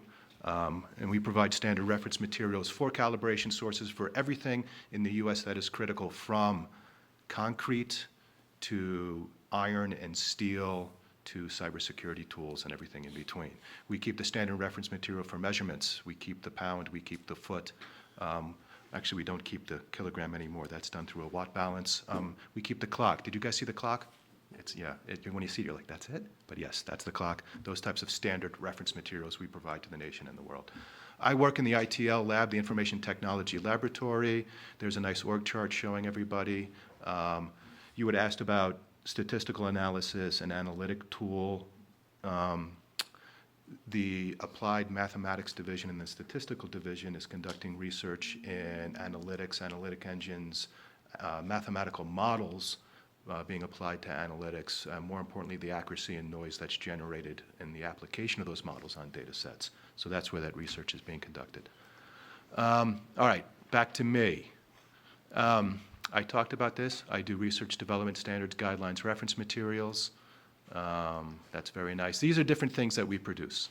We produce standards in two ways. We produce standards for the U.S. government, our in-house corporate standards. These are called FIPS, not the privacy FIPS, a different type of FIPS. 1P on those FIPS. This is the Federal Information Processing Standards, okay? We also do standards in standards bodies. So most of the cryptographers who work with me right now are in India at the ISO CS1 meeting, working on next generation hashing algorithms in international bodies. So we work both internally for the government as well as mandated by the government with and by industry's lead in national and international standards bodies. We like to publish lots of PDFs. Those are those SPs and IRs. Someone had mentioned one of our favorites, SP 853 is one of them. We like to publish in professional material.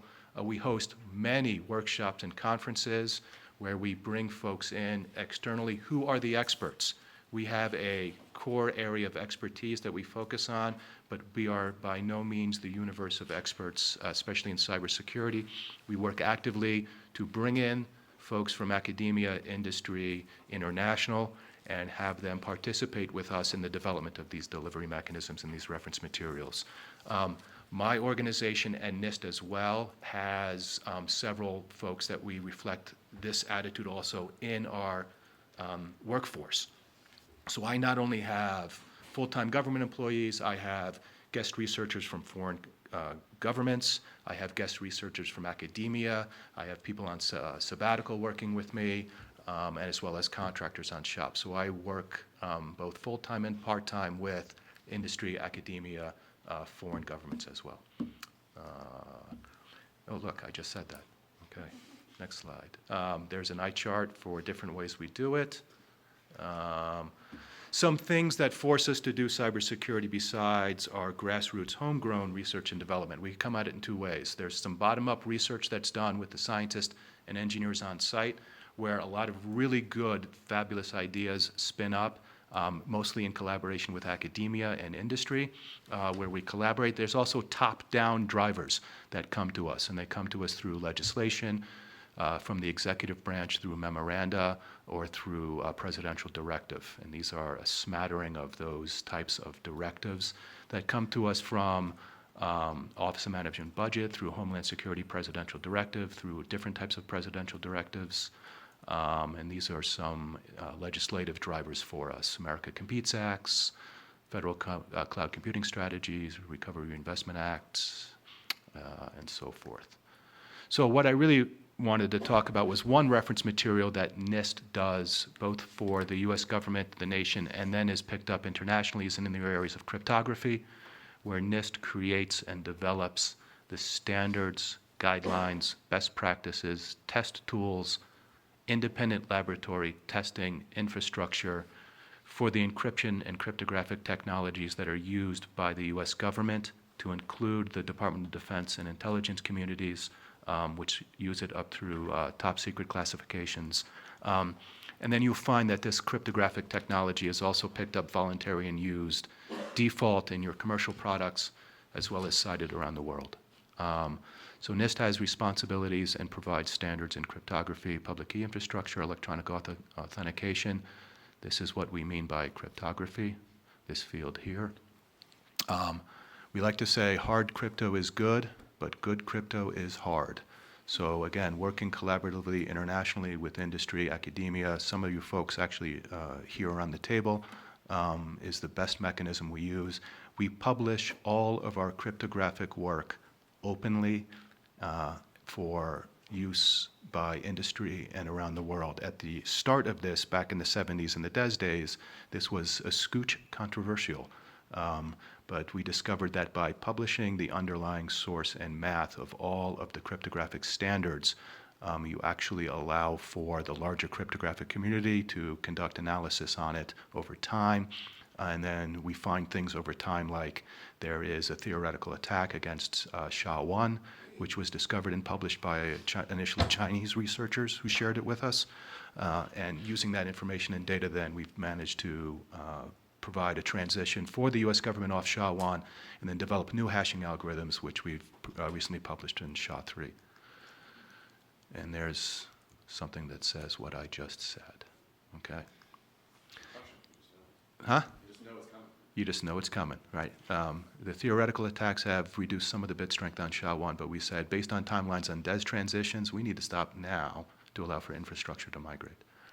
Key management is always the hard part of crypto, so we provide as much as we can to help people in key management, key agreement schemes, transports, wrapping, confirmations. RNGs is a very difficult thing for people and computers to do. And then we test it. We have a program where if you're going to use crypto in the U.S. government, if it's important enough in the U.S. government to use crypto, we need to ensure that the crypto has been implemented correctly in the commercial products that we are relying on. So we have a test program where we certify third-party independent testing laboratories to conduct the tests. These labs exist around the world: US, Canada, Spain, Germany, Taiwan, Japan, Australia. I'm going to forget someone. They'll get mad at me, but that's a smattering of examples of where they are. These are commercial test labs. Industry voluntarily brings them and their crypto modules to these test labs to be certified, and then they are deemed compliant with NIST standards in crypto. And there's some stats on our crypto testing.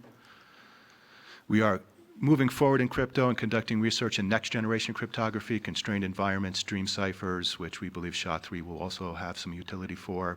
Privacy-enhanced cryptographic mechanisms, which we're very interested in, both fully homomorphic and partially homomorphic technologies. Post-quantum is an area we're moving into very aggressively in the next few years. Based on timelines of migrations, we think we vacillate between we're okay and I vomit in fear on where we are in the post-quantum cryptography timeline. And we're also interested in random beaconing and, of course, new elliptic curves. So that's my presentation in a nutshell. I'd be happy to answer any of your questions, even from your lawyers. So thank you. Okay. I have a few myself. I'm going to hold back. All right, let's start with, I think Dana was first. Look at all that. Dana, Austin, Vadim. All right, Dana. Okay. Trust is one of the most important things for NIST to secure of the public and of researchers in general. Obviously, I know where you're going. yeah. One of the things, I mean, as all of the elliptic curve battles played out and some of the other challenges, what are you doing organizationally to make certain that you can constantly build trust with researchers, with companies, with practitioners, and with governments? Yeah. So it's an excellent question, and we have published, because we like to publish PDFs, a document addressing exactly this issue, where we have stated our process for developing cryptographic standards and guidelines, and the methodologies and the process that we will go through, as well as 3 overall tenets of transparency, traceability, and openness. So in our development of anything having to do with crypto, it's going to be, first of all, transparent, so that people will be able to see from cradle to grave, from initiation through retirement, the reasons, purposes, inputs, and then decisions that were made along all of those steps. The transparency will be around, we will publish all source materials that are used to generate any reference data.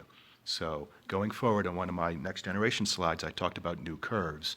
Next generation of curves, we are going to generate those curves in a public manner. You will be able to see and look at seed that was used in those curve generations as well going forward. And then the openness being, all of this will be done publicly. The other thing we're doing quite aggressively is ensuring that we have an extended range of collaborators that we are working with.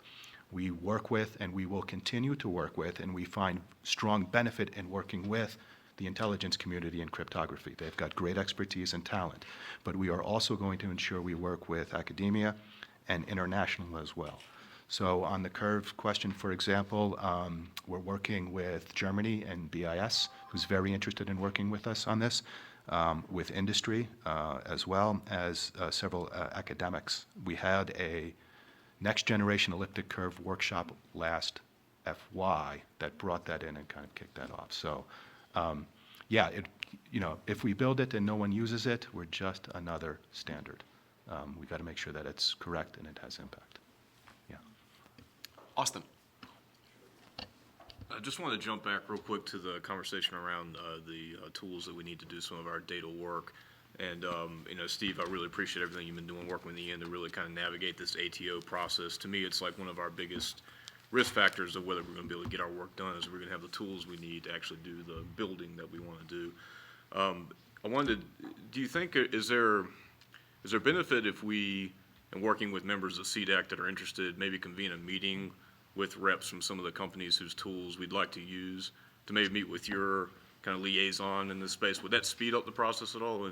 But if not, Yeah, no, look, I'm very open to something like that.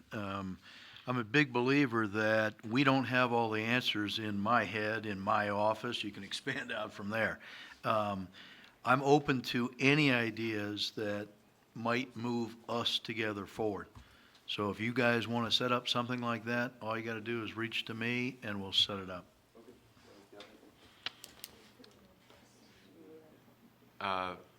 Is there some little sidebars on that, but Vadim?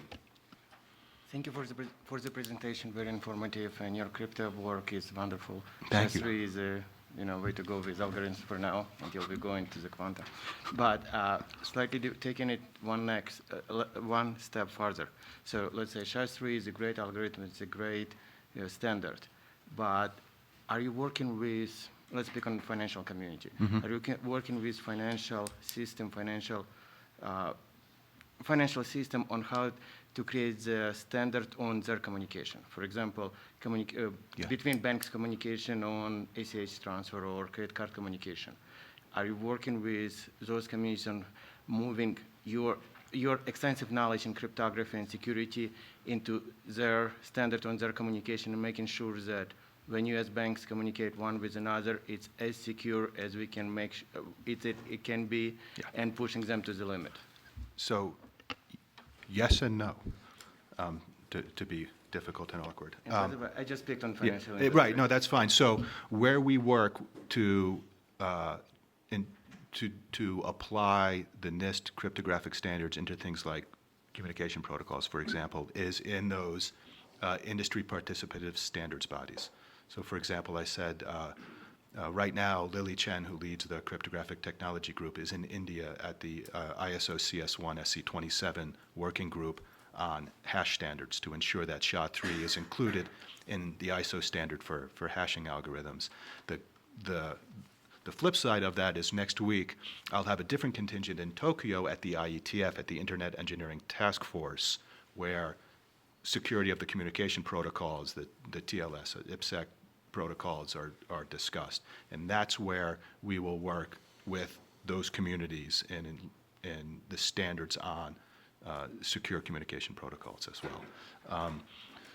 We would like to see some changes in some of those communication protocols, especially around some of the signature mechanisms that are used, but that is a long road to go. We have to, get RFCs changed, and it's not just the RFC then that gets changed. There's an infrastructure change that has to occur along with it. And so, Sean was saying this is not a 6-month process. That also will not be a quick process, but we are working in IETF with those communities to do that. Could you speak a little bit about the NCCOE, the National Cybersecurity Sure. Center of Excellence, which is in fact working with the financial sector? Yes. So I only talked about one specific vertical that is done at NIST. NIST has lots of other activities going on around cybersecurity. One of them is this thing we call the National Cybersecurity Center of Excellence. It's an applied cybersecurity laboratory that we have very close to NIST campus in Gaithersburg, co-located with the University of Maryland, where we work with specific individual communities who bring us their cybersecurity issues. We distill them down into a specific use case, and then we invite industry to come in with us and then do a reference architecture build of that use case that has solutions that will meet the challenges that they initially came to us with. So we've done a few use case builds with cloud technology providers, with the utility sector, with the healthcare sector, and now we're doing initiated one with the financial sector. But we don't tell them, oh, this is your pain point. They come to us and say, this is our challenge that we have. This is the space we need some more visibility into. And the goal there is to take those wonderful PDF docs that we write and actually make them more implementable and understandable type of thing. So thank you, Sean. So that's another place where we work. Just a quick point of order. Steve and Matthew do need to run to the airport. It's not because they're trying to run away from your questions on cybersecurity. Maybe, yeah. It's actually kind of funny. Speaking of security and safety, if you have a couple more minutes, it is kind of funny, and no one's shocked by it. Today is the day before Halloween, and there are many people dressed in costume directly outside the store. So do not be alarmed if a dragon is walking by, like I just saw. That's supposed to happen. It's not in the context of security. Okay, so like for a couple more questions before they go, and I'm also going to teaser with a question about what the council can do and the representatives in terms of the big data framework and the cybersecurity framework that was open for comment. I'm not sure if that's still open, but just thinking about what else we can do to collaborate going forward. Very interesting discussions, of course, and immensely important. But to Burton's opening remarks, really want to keep this focused on what should we do different, what can be done, not just good advice, but other clear actions that we collaboratively agree should be taken. So I just want to hold that out there before we lose Steve and Matthew to the airport. But next, please, a comment from Steve. You know, I'm going to ask us, I'm really nervous about this, but I'm going to ask Assis a question. Listening to your comments about collecting security vulnerability and challenge information from private industry. Yeah. There's been a lot of talk for a decade now about getting firewall logs and other types of information from private industry. But it sounds like you're accomplishing that already to some degree. Without the data, you're still getting the challenges from industry. That is, sounds like there's an adequate collaboration. Do you feel it is? Or do you feel that you really, in order to I'm going to try to phrase this without having a political question. Yeah, I hear what you're saying. So, and I'll try to answer it without having a political answer. I don't receive, corporate or actually any, security organizational operational information. What I receive from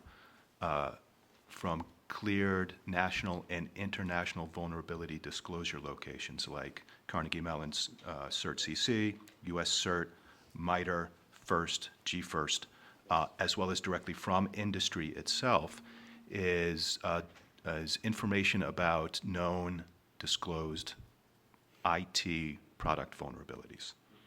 And then in the U.S. National Vulnerability Database, I standardize how those vulnerabilities are expressed, provide a metric to them, and then reflect them back out.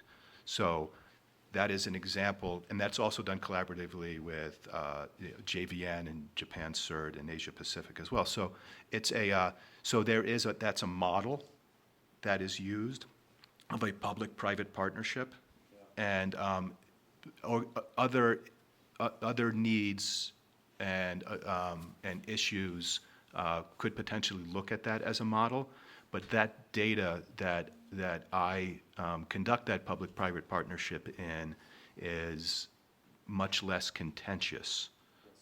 I said that as carefully as I could. Yeah, and I appreciate that answer. Okay.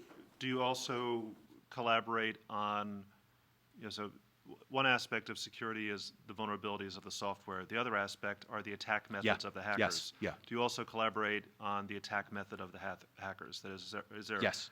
Yeah. So what we do is again, when we look at what are the underlying standards that are applicable here, is there a mechanism or are there standards that are applicable so that the generation, sharing, consumption, and then action using that information can be done not in swivel chair speed where the analyst has to print off, but in machine speed, yes, in machine language. So we work in developing standards that allow for the capture, exchange, and action of threat information data. Yes. Right now, one of the most current standards is the Structured Threat Information Exchange, because with the government we have to call it STIX. But there's lots of other ones out there as well. There's CyBox and different standards that are used for exchanging threat information. That's the level that we operate on, is what are the standards that are effective for those threat information exchanges, and then in the data sets, we like to then go back to use cases and models to under what threat attack types are the effective information to exchange.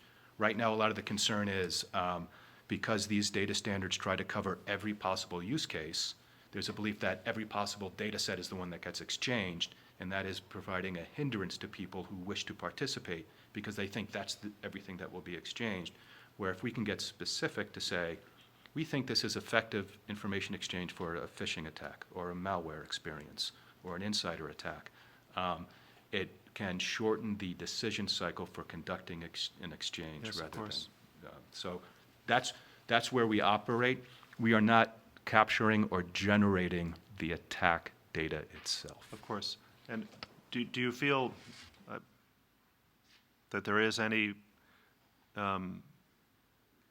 security value in collecting the health and financial and consumption information of private individuals that might be associated with security vulnerabilities?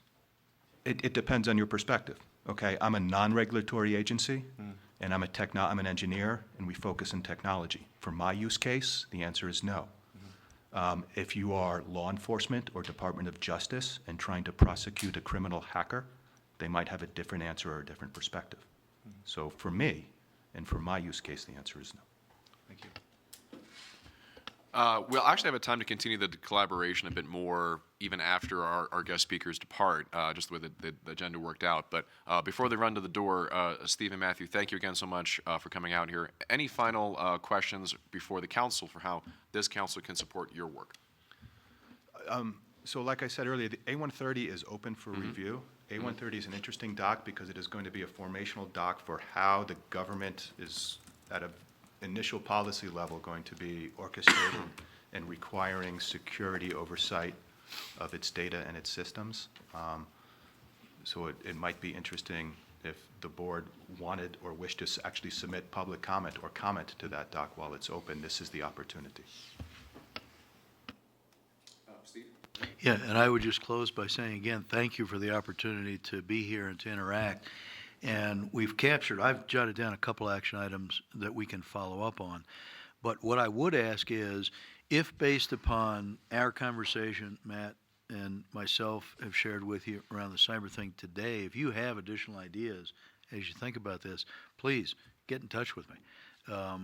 We need your input, both as council members and as broader representatives of industry, to ensure from an operational point of view, my side, things that we can do to continue to improve both delivery of and protection of data and information in the Department of Commerce.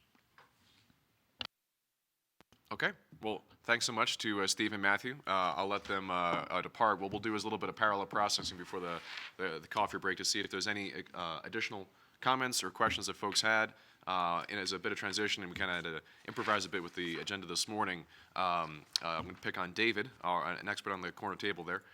There were some perspectives that he had wanted to share, and as a recommendation from the co-chair, Kim Stevenson, who cannot join, she basically asked an opportunity to give David a bit of the stage. So I don't know, David, if there's any, with the time that we have, any additional remarks that you'd like to share at this point, or perhaps we can go back, if you don't, to some of the actions we recorded and see if that can lead us to some next steps. So, do you want additional ideas?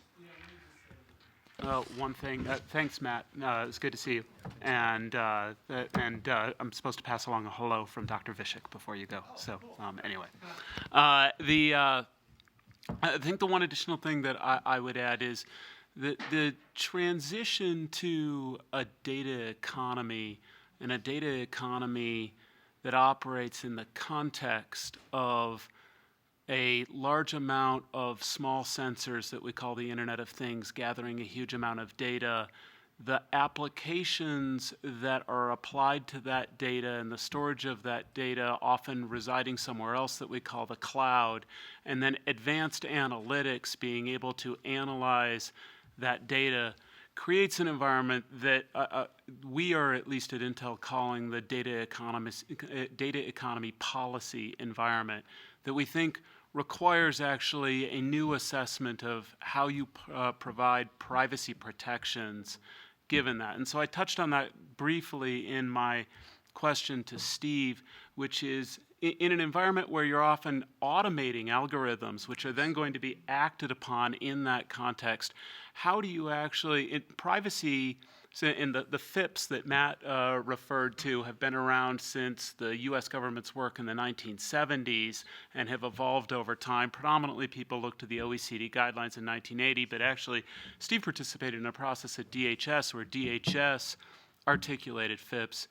Commerce led its own analysis, coming up with the Consumer Privacy Bill of Rights during this administration, but that didn't go all the way of really asking the question of how do we apply these FIPS that have been around since the 1970s in this environment where we have these automated algorithms analyzing information and then actions being taken on that could impact people's lives.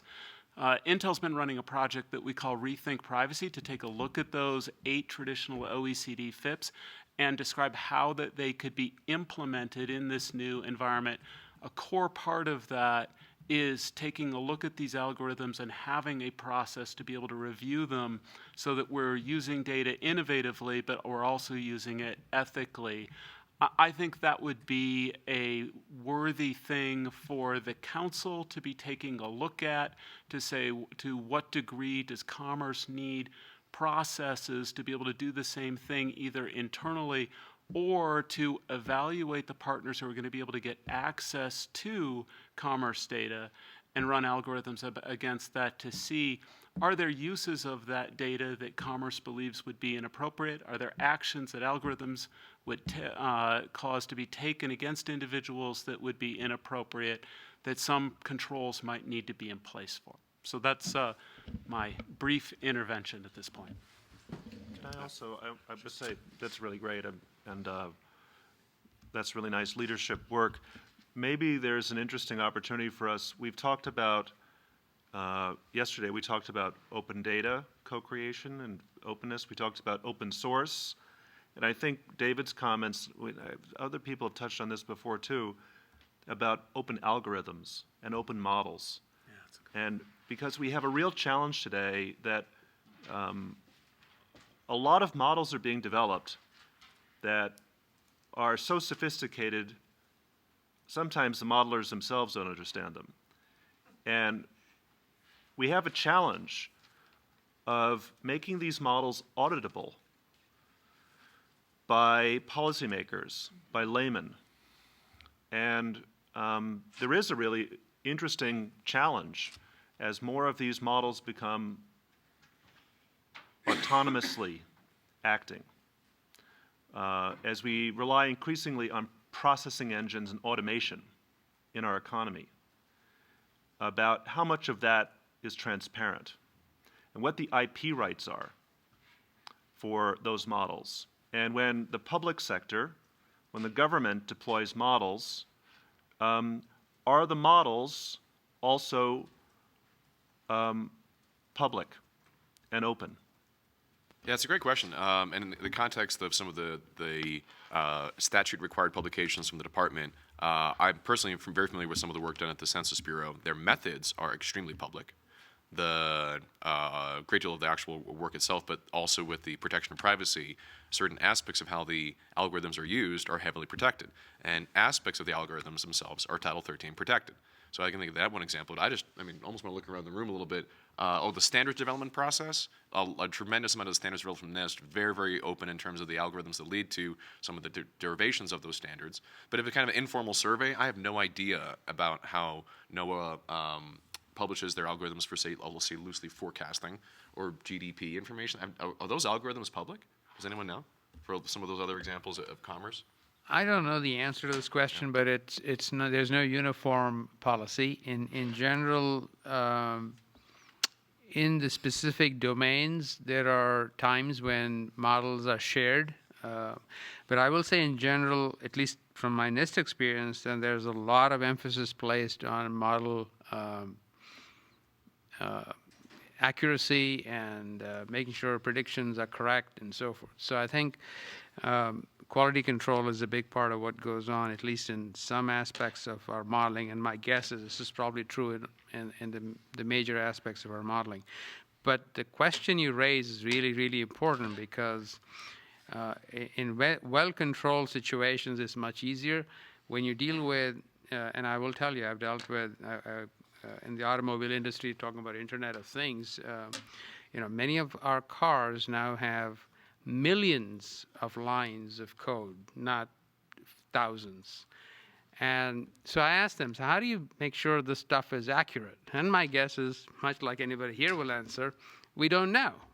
We do lots of use cases, test checks, and so on, but they actually don't do the way we used to do debugging way back when we had much smaller smaller number of lines of code.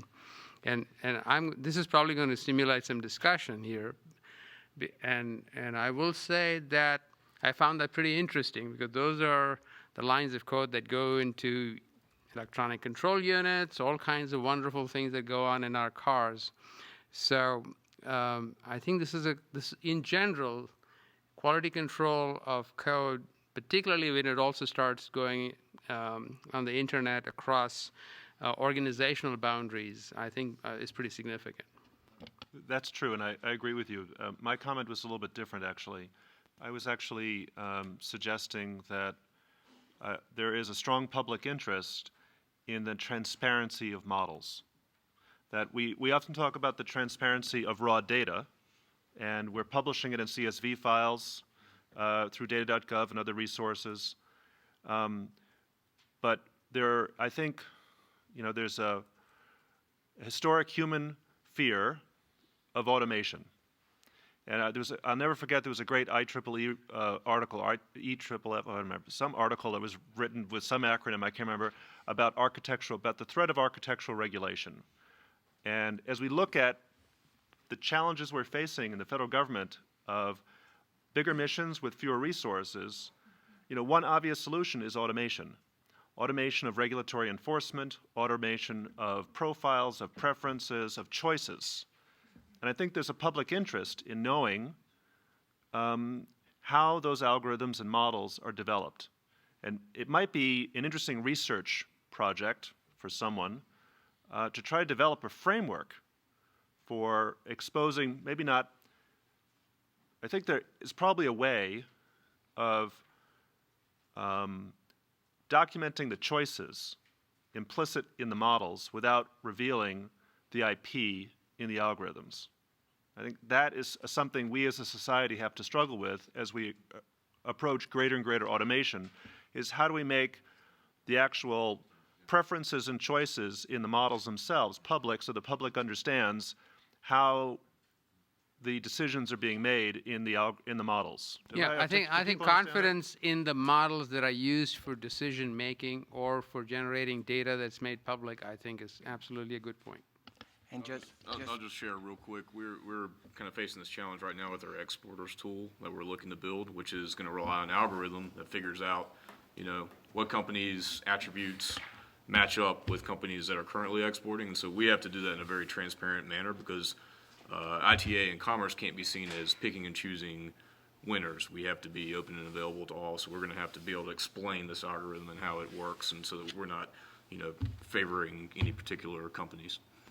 Just to add to the same conversation, so we talk a lot about trust. And Steve was talking about trust from the public who wants to understand the model. There is a flip coin to it. In today's world, anybody can go to Coursera, take one class, download R, take bias data, run logistic regression, get results of that logistic regression on the original data set and say, my model is better because I follow Coursera, call themselves data scientists, do all that and say, my model is better because I have 5% better prediction, or whatever it is.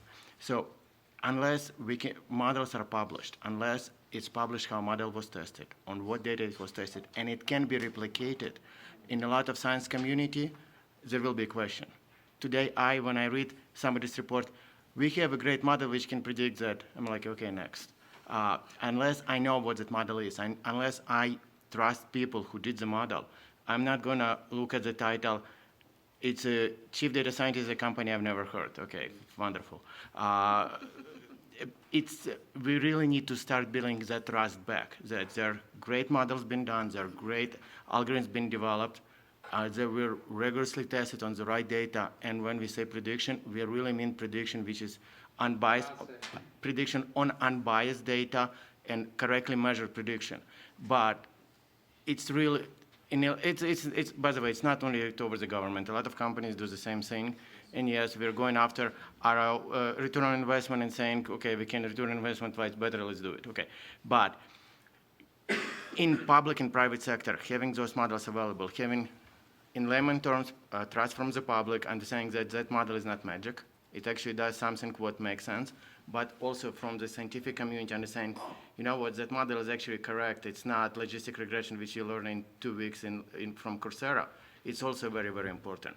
And I don't have the answer, but that's a question I think if the government in general, Department of Commerce, great words from the scientists at the Institute of Standards, if it can be led by them, it would be wonderful.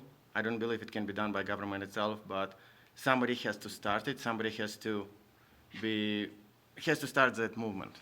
So, yeah, let me say, I'm a numerical modeler. I used to teach numerical modeling at MIT, so I know what you're talking about exquisitely.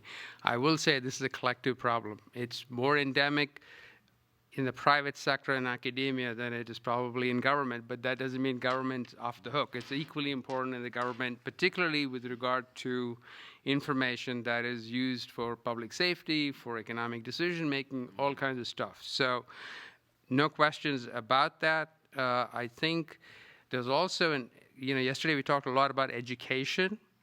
There's a lot here about the workforce. The people we're hiring into the jobs now have much less of an understanding of the physical field for real results as opposed to what the model predicts. And this is probably a huge issue that we face in the educational system. With an eye on the clock for the fact that we have to open public comment at 11:15 and close at 11:45, and also the realistic assumption that some folks here need some coffee, I'm going to see if I can just turn to one more comment, and I'll do my best to summarize what I've heard as some of the key takeaways from this discussion. So, Bill? Yeah, I'm really intrigued by this discussion. Thanks, Steve, for bringing this up. One of the interesting things when you get into algorithms is the why of design choices can be as important as the what of what choices were made, and that why can have a very long history and with a lot of subtleties to it, very hard to document. We have an example within NOAA of data, not even talking about the algorithms, but adjustments to data, and that's the climate record. And the climate record consists of a lot of observations that are then analyzed to make an assessment of what the actual global temperature is, since we don't measure the global temperature, we don't measure the temperature at every point in space at every second. So we have to estimate what is going on in regions of the world where we have no observations, and there are good tools for making those estimates and good scientific basis for doing it. But it is enormously controversial and difficult and subject to various interpretations. And so that reassessment of the data is something where the scientific traceability of the methods is difficult to do. It's established through the journal record in many, many, many papers. And so when you talk about documenting something like a process, it becomes a whole body of literature just to do it. So let me see if I can distill some of the actions from this morning. I've heard a set of questions and some clear recommendations. One of those questions is there or should there be a central clearinghouse for ATOs? Just that early question for where is that, why is that not? Maybe it does exist, maybe it shouldn't exist for security, whatever that is. I don't know the answer. I want to figure that out and report back to that. I heard they basically consider the creation of a central data governance council, Department of Commerce. A recommendation from Austin, which Steve took as an action, convene some form of an OCIO, Office of Chief Information Officer, meeting with some of the productivity tool companies to see if we can understand more of how those ATO processes can be accelerated.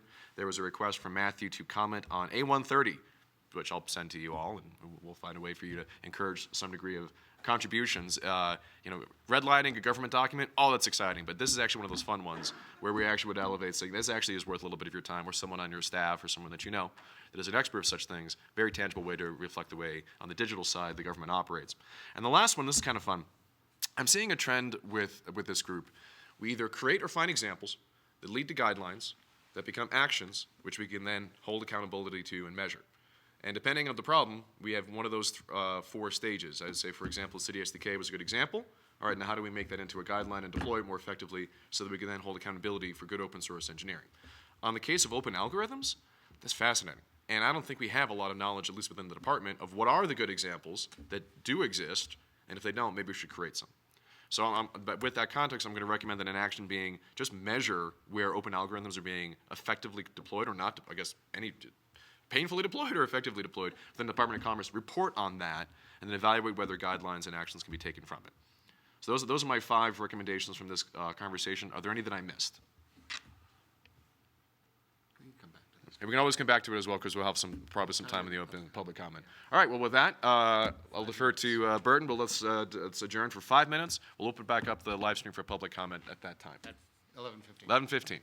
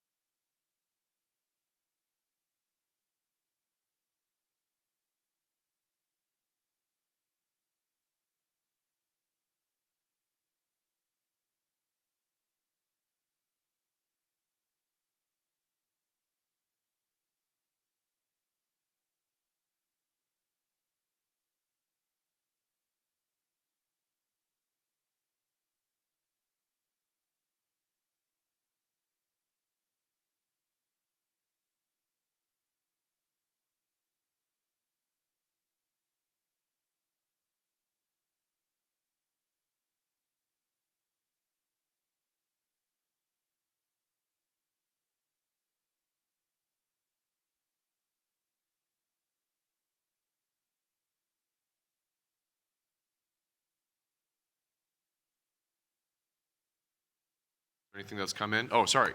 Yes, hi there. Hi, my name is William Jackson with NOAA Cybersecurity Division.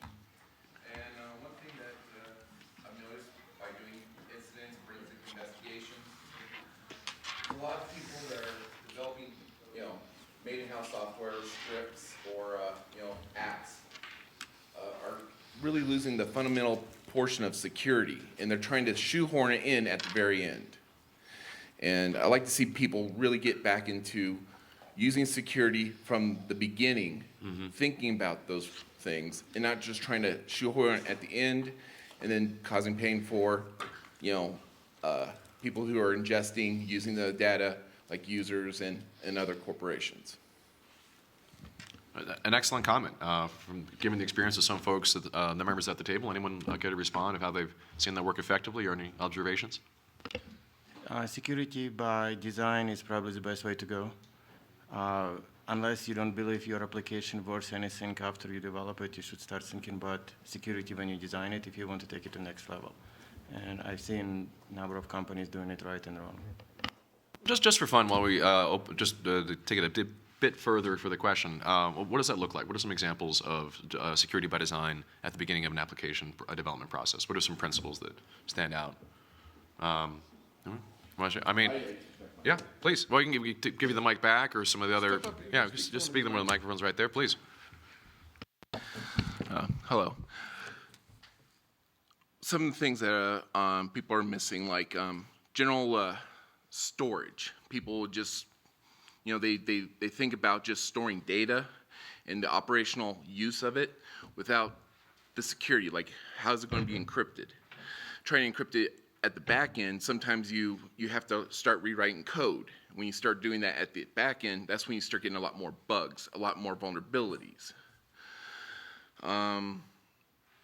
With apps, the latest one we had with Apple with Ghost Xcode. People, to make things easier, found a online version without using the Apple one that had more features. Well, that was a vulnerable feature that caused your system or mobile device to be used as a bot, basically. So fundamental security is more than just encryption. It's knowing you're starting from scratch with something that's secure and going all the way through, not just, okay, now that I have this built, how can we implement security afterwards?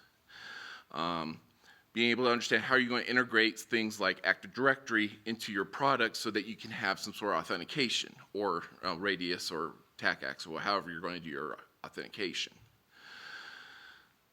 That's the main issues I see. For doing forensic analysis, where you see people going online to any particular thing, they'll use Flash. So some company that uses Flash has that vulnerability no matter what they develop. Adobe has, they create Flash and they have that vulnerability. So when they try to make their own, like in-house stuff like, Microsoft made Silverlight.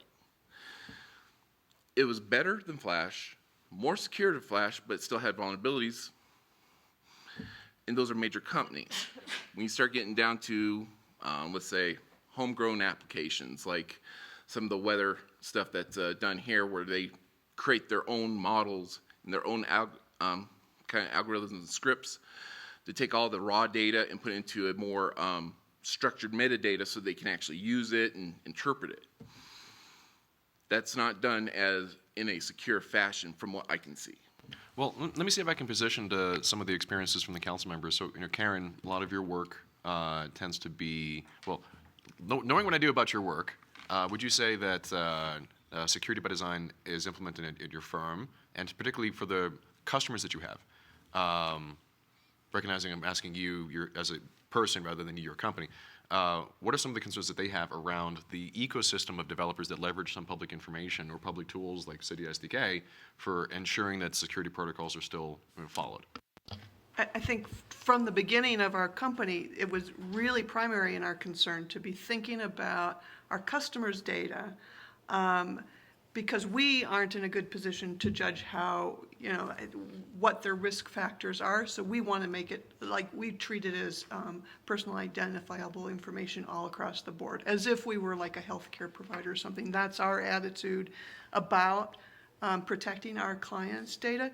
And we have taken that into account from the beginning of designing our architecture on the cloud so that our individual clients have their own little silo where their data lives and everything. And so that's really fundamental to our being able to offer our clients that sense of security.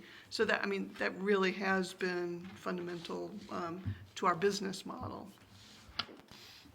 Maybe perhaps Kevin. So there's an active ecosystem that I know you've worked with to ensure that folks are building apps on top of government data. To what extent do some of these security concerns come up? I mean, is it even a question in a lot of these young developers' minds? Do the small counties and cities or large states, are they even cognizant of some of the risks that are incurred?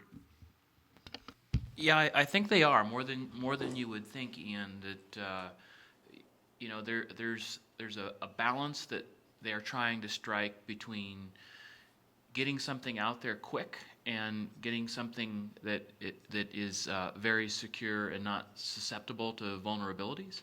But I think generally, I've noticed in the web developer community in the last few years, a much more resilient approach to patching all the systems that they use. I mean, like whenever a patch notification comes out, developers are very quick to jump on it, and they recognize that it's typically related to some sort of a security vulnerability that has been discovered. So it seems to me like they are kind of striking the right balance between the two. Please, Kati. So Steve already mentioned that balance, and Kevin just reiterated it. I think it's very, very important to identify the kind of low-hanging fruits. So you want the high security, but you also, of course, want to innovate. And there is this tension, and oftentimes our developers and our IT people, they are not good friends. So what we have implemented is basically Monday morning at 9, both teams, the leaders of both teams meet, and they get to hear about their challenges and opportunities on both sides. What are the security things that happened last week? How many bad things happened? And ideally, you don't want to really reveal everything that was attacked and hacked, etc. But I think having that understanding that this is going on all the time and that we really have to prevent major down times, because that's, of course, what we want ultimately. We want to give our customers 24/7 services, and it can only be achieved by working very, very closely with the IT leads. But on the other hand, also helping those IT people in the trenches understand how cool this stuff is, which we could be implemented if they wouldn't chain us down all the time. That's also important. And so I think these meetups, if you wish, are really interesting for understanding what's technologically feasible, but also what's desirable on the kind of client user needs side. If I can just add a couple of thoughts. I think this is a great discussion. I think the patch management and things like this, which are really low-hanging fruit, oftentimes, particularly with also legacy systems that are in place across many government organizations, probably in the private sector too, and then human behavior. I think everybody in the security world would probably tell you that human behavior is probably a very, very significant part. You can have great products on your devices or on your desktops, which are, or thin clients, which are very well secure, but if you behave in a particular fashion that you allow somebody to get into your systems through your web browser or some other place, you've actually compromised the whole network, not just your own system. So I think behavior part is a huge part of security, not just all the technology we talked about. I just want to repeat what Steve Cooper said before. If you operate under assumptions that user being hacked or about to be hacked, that's the best way to operate any business, any level of the company's government or whatever. That's the way I personally operate my home network. If my home router slows down, my first assumption, did somebody hack it? Okay, nobody hacked it, let's figure out something else. And when you start at any level, doesn't matter what, from developer perspective, from everything, if you work under that assumption, and yes, it's kind of call from the doctor who says that you're dead or almost dying, but it's a security. You don't want to be there. But when you work from that assumption from the day one, it's the right way to do, and the rest will follow. If I can just share a quick anecdote that relates security to safety, I also believe that behavioral aspects make this an evolving challenge that is as much art as science. So Sean brought up an example before about the amount of data generated on cars. When I worked at the Department of Energy, we had a whole initiative to liberate more information on board from something called the Onboard Diagnostics Port, OBD2. Basically, every vehicle in America has a USB-looking drive that has an amazing amount of information from cars, and we're trying to figure out is there a role for standards to play so that more private sector firms, even other than the Fords and GMs, could build applications on top of that. It opened up a fantastic can of worms, and I learned a lot about how Department of Energy is in charge of fuel efficiency, Department of Transportation is in charge of fuel transportation safety, and fuel efficiency and safety don't always align very well. And so when working between the two bureaus, I'll share this quick story, we basically had a whole set of ongoing debates about distracted driving. And there's a Department of Transportation, NHTSA, the National Highway Transportation Safety Administration, published basically their principles of distracted driving. And it said that this is what's bad for distracted driving, this is what's good to prevent distracted driving. Funny, but on the list it literally said that radio usage is not distracted driving. It's number 9 out of the 10. And I thought, well, that's kind of strange. Why are you picking that one? And I went all the way through the entire chain of transportation, some fantastic folks, fantastic public servants. They basically explained it away as culture. People are used to using the radio, so that's good. But texting is not common, so it's bad. Texting, driving, bad. Radio usage, good. And I said, well, what if it's a 17-year-old who's never used a car radio before, but has texted more than they've ever used a car radio? I said, well, that's not culturally common. And I said, oh, man, now we're open. Now, how do you define that one? So, even within, I'll say loosely, the safety aspects of IT security for applications in that one, the device being the car, it depends. It really depends a lot on the behavior aspects of what's common for that particular person. And that's, for some reason, I chose to come back into that line of work. All right, any other comments, public comments, and look into anything from Jason?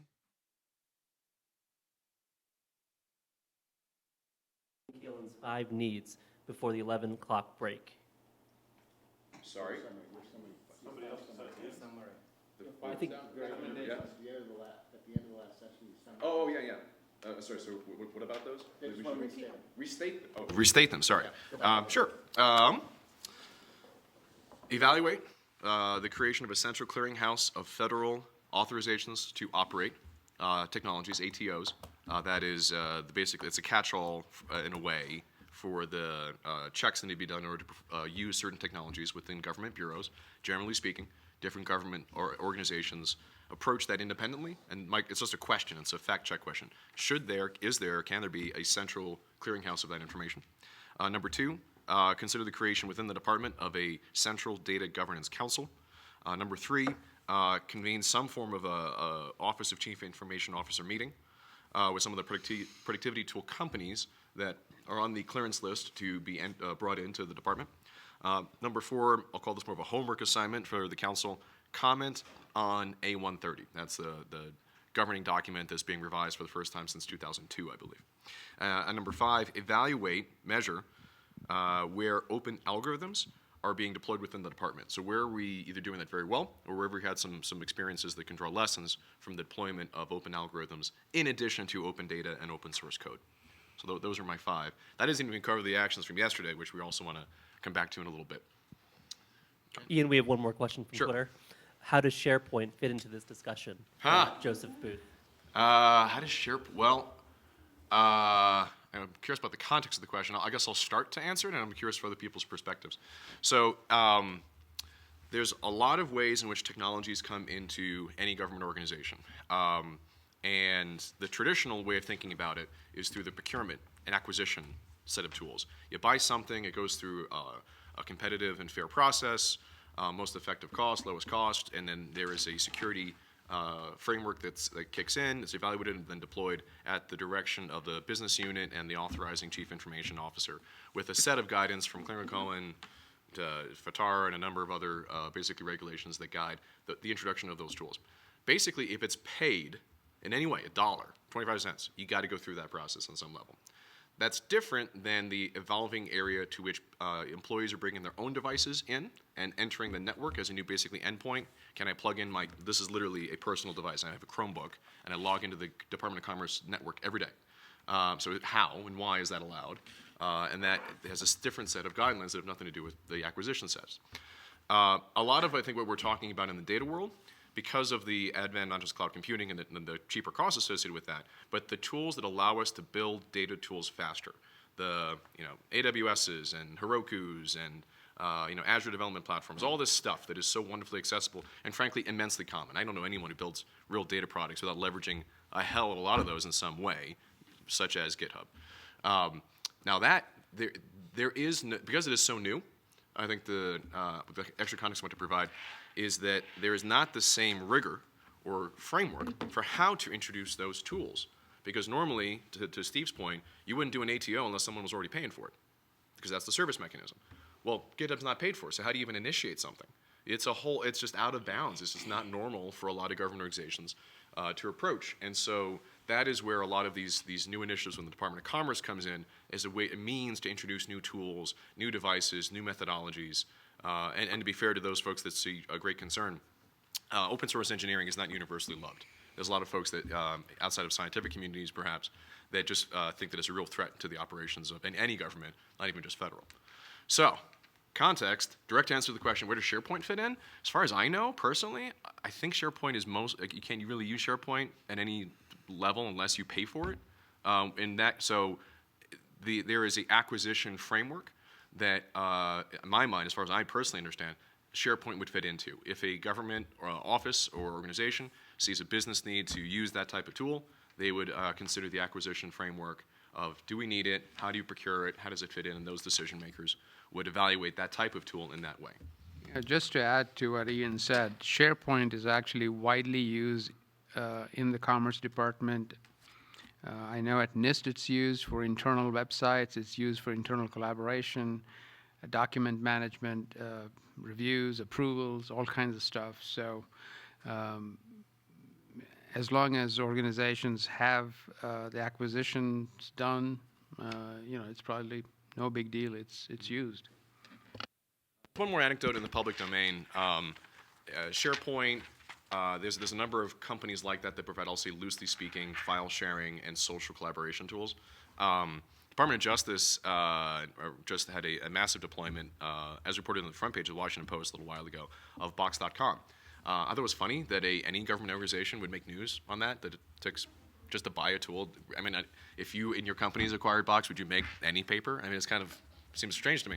But what's interesting about it, and this is all you can see it online, took about 13 months to clear through a massive deployment, a big partnership, as one little experiment within the Department of Commerce, demonstrating our commitment to, as quickly as governance can provide, the ability for these types of modern tools like SharePoints and Box and Googles and all those types, to get them into the hands of Department of Commerce employees.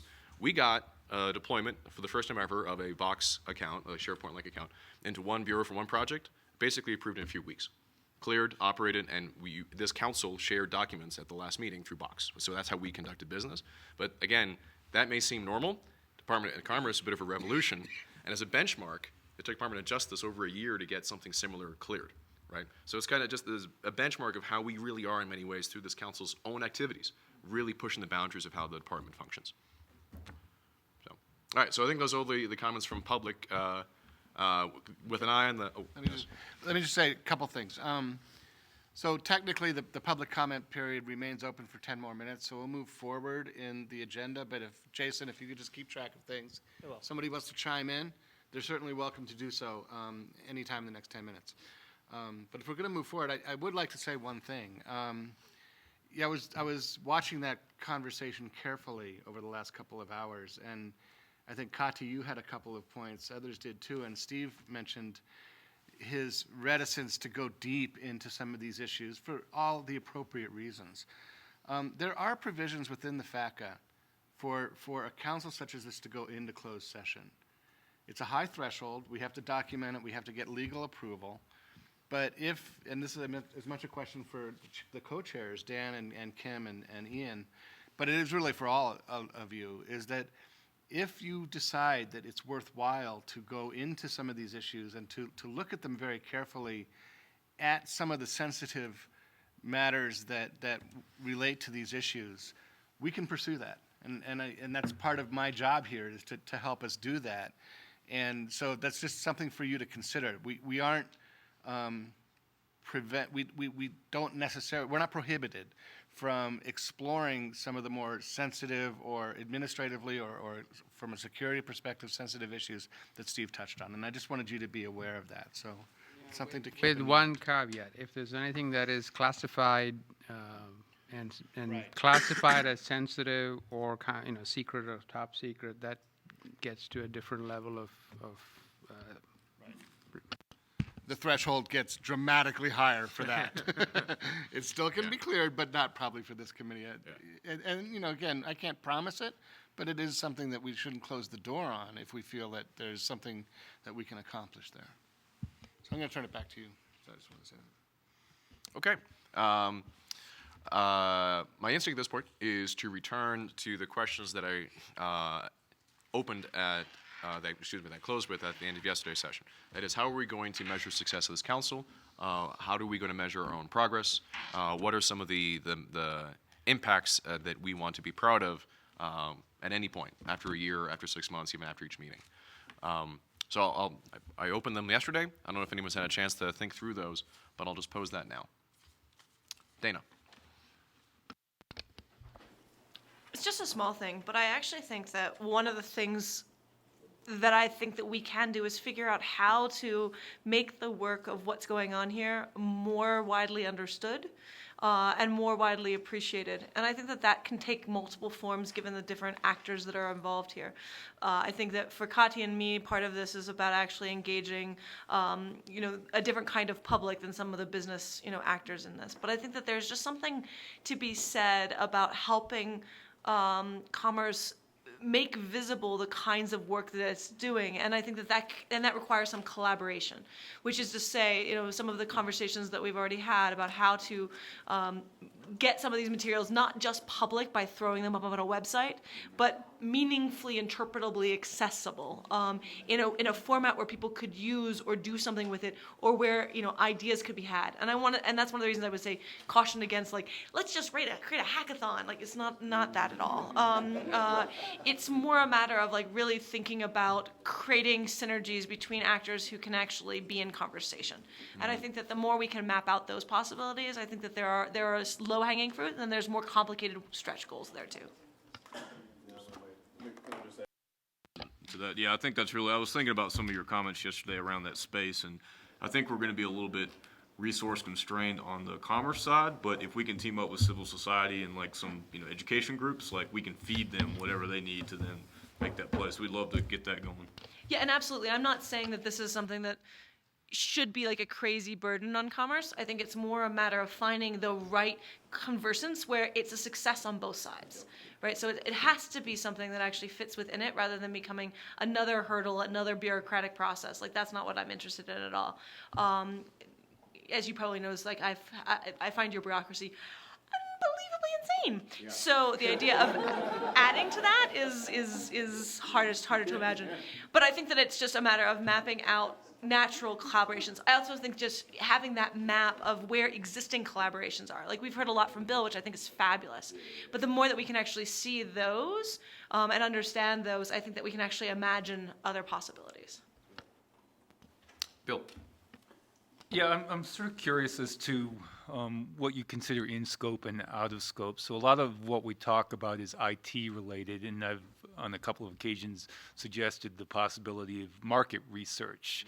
And so I'm curious as to whether we're getting out of scope when we go beyond IT type actions into things like market research. I think it's a great question, and digesting from a fantastically fascinating wave of emails between last session and this one, my personal opinion is that I do not think it's out of scope, so much so that we actually shared let's say loosely, an ESA-produced report, a market study on government data and commerce data with some estimates, if you distill some of the executive summaries from, and I'll defer to my ESA colleagues here to expand upon this, that basically identify major areas of concentration, of opportunity, identifying what is and what should be. With quantitative billions of dollars can be created if these things happen, kind of aspects of the assessment. It wasn't just the descriptive assessment, it was a prescriptive assessment within that report. It was produced, well supported, and so therefore it was within scope for the department.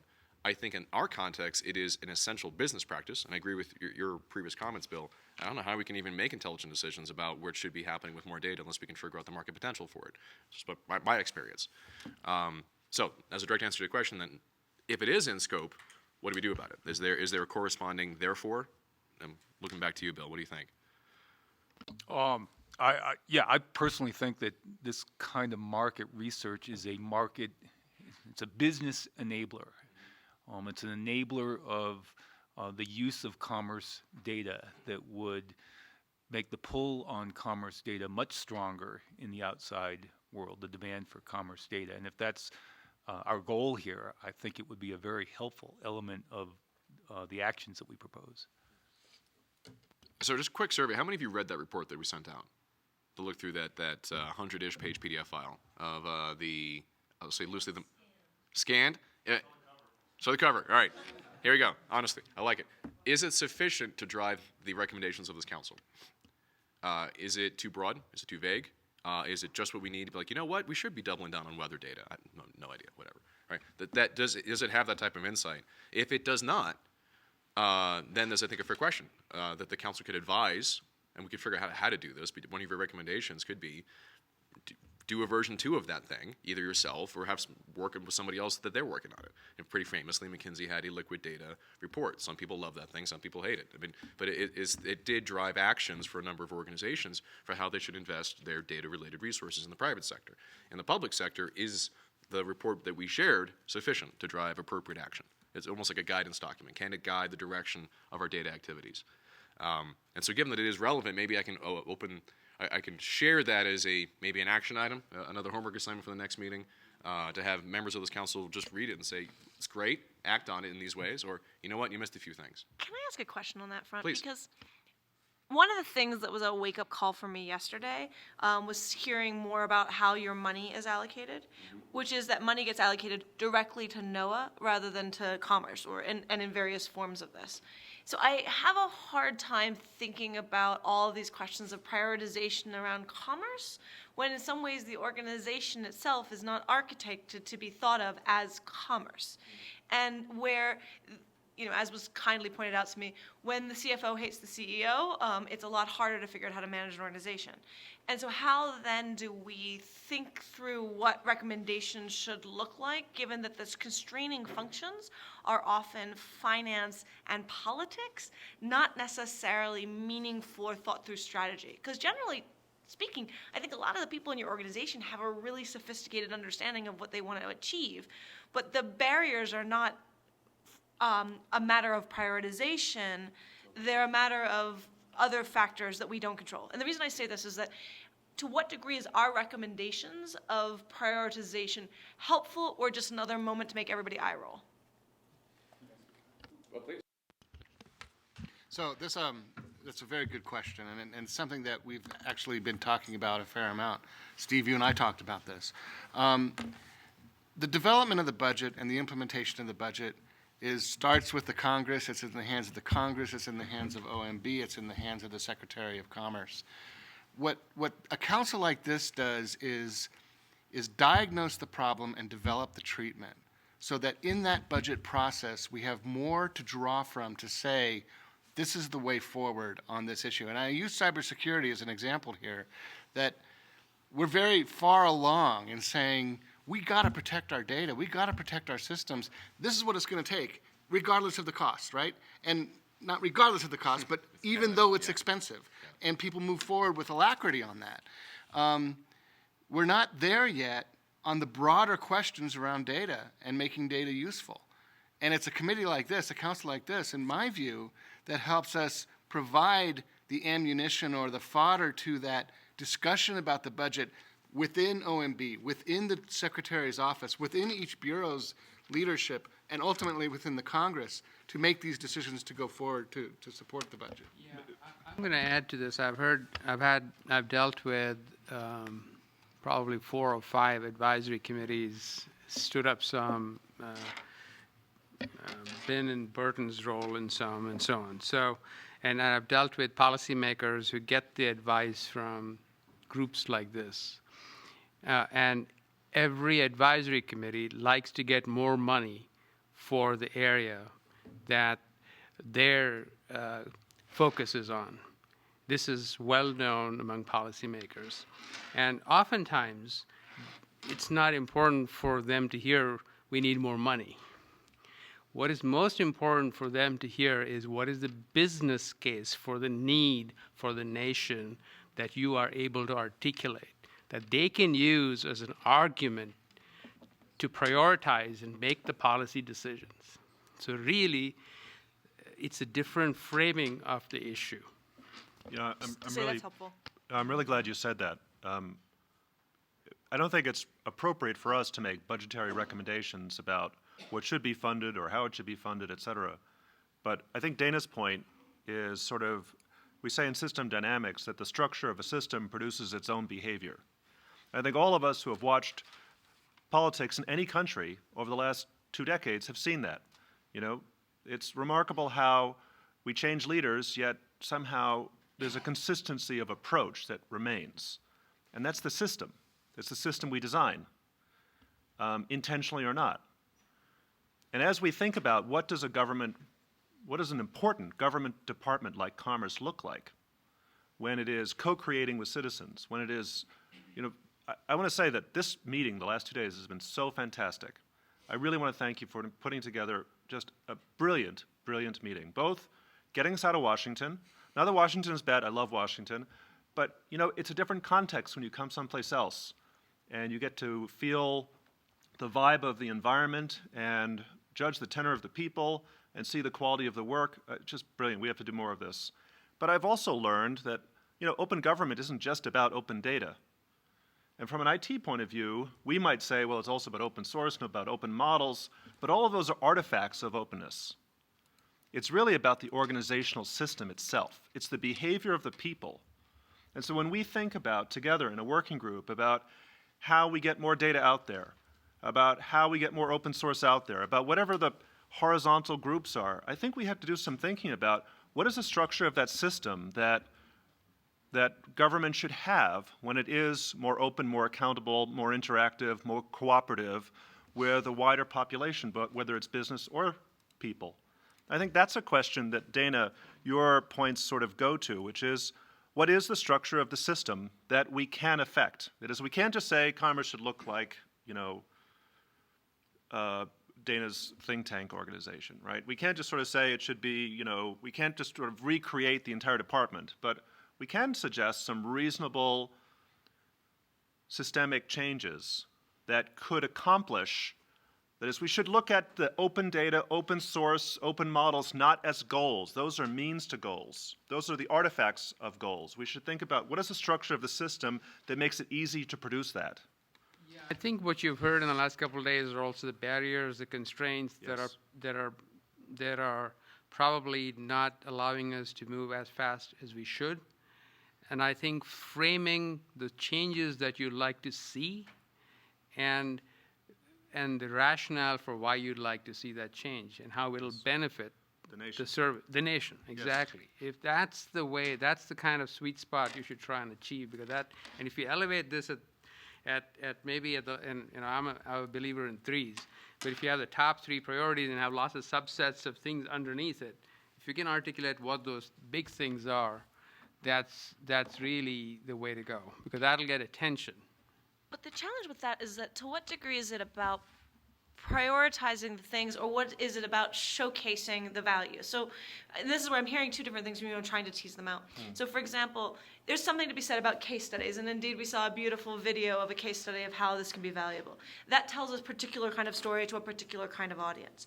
There's another one that's, you know, like for example, if I think about how to prioritize what data work is being done across commerce. It's like that, to me, I just have a hard time. It's like, which is more valuable, census or weather, right? Like they're just totally different with different elements. So part of what I'm trying to get from this is how can we provide insights or value that recognizes the complexity of what's going on here, tells that complexity, and tells what is producing it in a way that is, connected to other external actors. I don't know if that makes sense, but I'm not sure exactly what to give you in a way that's actually valuable for you to get done what you need to get done. I want to go back to Steve's comment. He was using the word systemic. So, by the way, the change that you're hoping to see may need money, may not need money. It may be about how we do things. So, I just want to be, just be cognizant of the change that you're trying to see and focus on that. And then, of course, the prioritization part, which is the other part you're dealing with, you're going to get to know more in the future meetings. So if we do roll out in these three broad areas we talked about yesterday, the driving economic growth, the data-driven government, and the delivering the data services, in whichever order we cover them, when you get that information, you'll have a better feeling for, are the things we're presenting to you the right things? Are we focused on, are they important to the nation? Rather than try to say, of all the things that commerce could release, are these the most important? That's a difficult question. I completely agree with you. There's lots of data sets aren't even on that list. So I think focusing on what you hear and giving us your best advice on, are we going about this the right way? Are these the right things we're focused on? Could we be doing things better? Or maybe we should drop this particular effort because it's not going to get us too far. Those are the kinds of things that will be really valuable. Let me give a really simple measure of success. If you give advice, we've made it. That is the lowest barrier to entry, in my mind, for the success of this group. Just giving advice. That is, in my mind, an insufficient success metric, but is the legally acceptable one. If you cannot give advice, then why the hell are we here? And as you look at some other, this is my first fact. I've looked at others. There are some that are incapable of giving advice, even in reaching agreement on basic advice measures. It's kind of funny that it gets to that point, other areas, but it's true. We actually are in a pretty good spot, so it's a good problem to have. In addition to the advice, in my mind, I'm used to it being a kind of a board of directors oversight board for a large organization or a small organization. In my mind, we are all the board. We are the board of directors for this thing called data within the Department of Commerce. And like all good boards of directors, they give advice. They don't have to know the intricate, extraordinary details of who gets hired and fired, but they need to understand some bit of the financials. They need to understand a bit of the product, the leadership, and hold that leadership accountable from a fiduciary perspective. And that's the fingerprint instinct I've brought myself to what I think a success metric could be for this council. But I think this is where the fun part comes into the opportunity we have as a market, and also the role of the unique experiences with even just this FACA. I think we can go beyond just giving advice. I think we can help create results. And in my experience, just in the 6 months that I've been a member of the team, your advice has been extremely valuable in helping to prioritize, target, actualize a lot of the things that we now understand are immensely valuable. City SDK, New Exporters Project, great examples of it. Would not have had the same level of success without your advice. Help us focus where to go, how to package it, how to tell the story, how to deliver it, what to even be working on in the first place. It was the characteristics of good open data. Those are direct results of, say, victories for the council. And in many ways, by the way, the Commerce Data Service soon, I hope, will be another demonstration of a direct council victory. It would not have happened without explicitly your input as to how to do it the right way. So these are examples of things. But this is my perspective of it. What I'm curious about, how do you all want to measure the success beyond just giving advice? And with that, and also now on the clock, we had to officially close the public comment period, but Mike Kruger wanted to give a public comment, so we're a little late on that. So he's the last public comment, and then we'll go to the other cards that are up. So Mike? So my name is Mike Kruger. I'm Director of Digital Engagement. I've been on the sidelines for the last day and a half. It's been fascinating. Thank you for letting me hang out. I wanted to directly address Dana's point. I'm a political appointee, so politics is a little bit about what my job entails. This council is very lucky in that both Democrats and Republicans think that taxpayer-funded data should be open and available. So there's a lot of support for that. Individual data sets they may quibble about. Sometimes facts are hard, and so that might be an issue. But generally speaking, when we talk to our appropriators and oversight hearing folks on Capitol Hill, they're in support of the effort. Now, does that mean that they come with open checkbooks? It does not, right? I would say don't let that be a problem to the recommendations that you all put forward, because our leadership, Secretary Pritzker on down, has come up with this strategic plan where data is one of our 4 key components. It's elevated to the same level as trade and investment, innovation, and environmental kind of safety and resilience. So it's a big deal. And that has been adopted not only by the political leadership, but also by our career SES, senior executive service folks, who will be on board long after the rest of us move on as our term in the administration ends. So that being said, those folks can find money. There was no money for a chief data officer, a digital services team a year ago. There just wasn't. It was an idea that was floated. It said, you know, if you're really going to be serious about data, you got to have somebody in charge. Well, if you're going to have somebody in charge, you got to pay for them.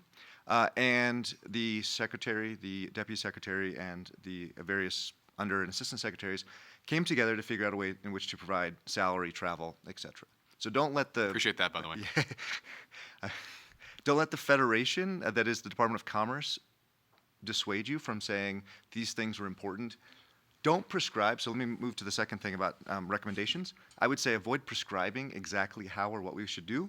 That will be met with resistance both on Capitol Hill and within our organization. We spent a lot of time hashing that out. Instead, I would say that your recommendation should say, you should be doing this. Figure out how to get there. Figure out how to pay for it. That's why we're all professionals, and many of us are, you know, as was stated, have a very keen understanding of what needs to happen. The recommendations, I would love for the recommendations to come out of this group to say, in the next 12 months, we say you should reach this point, and whatever that looks like. You all are a lot smarter on this than me. That gives us the flexibility to go both to Capitol Hill and to our own internal folks and say, outside validators, really smart people from really important industries said we got to be here. People can then get on board with that and figure out how they move their own organization, how they work across commerce, how we work across the federal government, and then how we communicate that to our appropriators and our oversight folks. The federal budget was just passed late last night. We're going to have a 2-year budget. The actual spend hasn't been figured out, so this is a really good time for folks to weigh in on that. But just know that even if we don't get those recommendations before Congress takes actions on individual line items for appropriations, there's still a lot that can be done, even though budgets will be set, I think, through 2017. And with that, I thank you very much. Dan? So let me, Bill, I agree, Ian, with a lot of what you were saying in terms of the perspective of how we could look at this. I was thinking, you know, if I was on the outside looking at this committee, how I might judge its success. And, you know, I think, you know, one thing is obviously, you know, the kind of bigger policy issues, but one is, you know, looking internally and looking at what the key operations are. And so, you know, I know, Dana, you kind of joked when you said, well, you know, is it weather or census? I would say that, you know, look from an external view, you know, I think we should look at some of these big projects and say, okay, you know, the annual census, this is one of the biggest things the Department of Commerce does. Are we having a meaningful impact? If I was on the outside, I would say, you know, at the end of this process, you know, is the cost of the decennial census going down? You know, has the committee really provided meaningful impact in this? You know, that's one of the biggest tasks of the Department of Commerce. So I think we should really be looking at some of these, you know, big public, you know, efforts of the agency and make sure we're continuing to come back to them if there's a place where we can be involved. For 2 reasons. One, obviously, this is, you know, to use Steve Cooper's language, this is one of the big pain points, right? And so we should, you know, we should be there then, seeing how we can help. But 2, I mean, just thinking about strategically the effectiveness of the committee. You know, obviously, you know, the secretary has a limited term here, and so we'll see what happens next. But I think we should think about some of these projects that might extend beyond this initial administration, beyond even the term of this, you know, committee or even the term of, you know, its members, and think about how we can have an impact there. I think that's one way to try and institutionalize what we've tried to create here over the longer term in the agency. Steve? Okay. Oh, sorry. Yeah, Steve?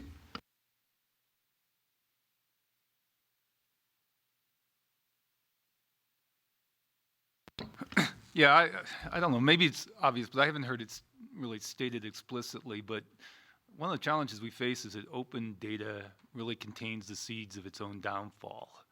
And, you know, we heard that in terms of security, but you can also put that in the context of economic issues. So we're trying to present open data in a way that provides opportunity for businesses, but it's also a tool that can be used against the government and against businesses. And that's one of our deeper challenges in doing this. So you know, while it's a good thing, you also have to deal with the risk that arises from doing it. And that sort of flowed throughout a lot of our discussions, but I don't know that it's been said explicitly.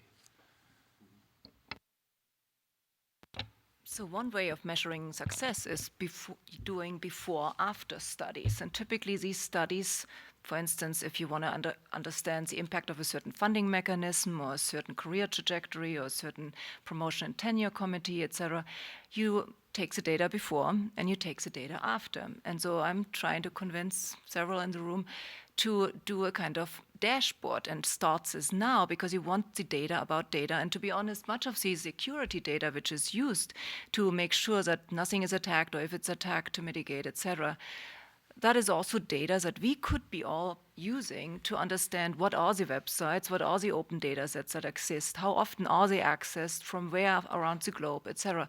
This data does exist, we just have to get to it. And if we have it, then we can know the before. The after we would measure in 2 years, in 10 years. I think many of these systems have a major delay in their system, and I had one of those maps up yesterday that shows a delay in the chemistry system.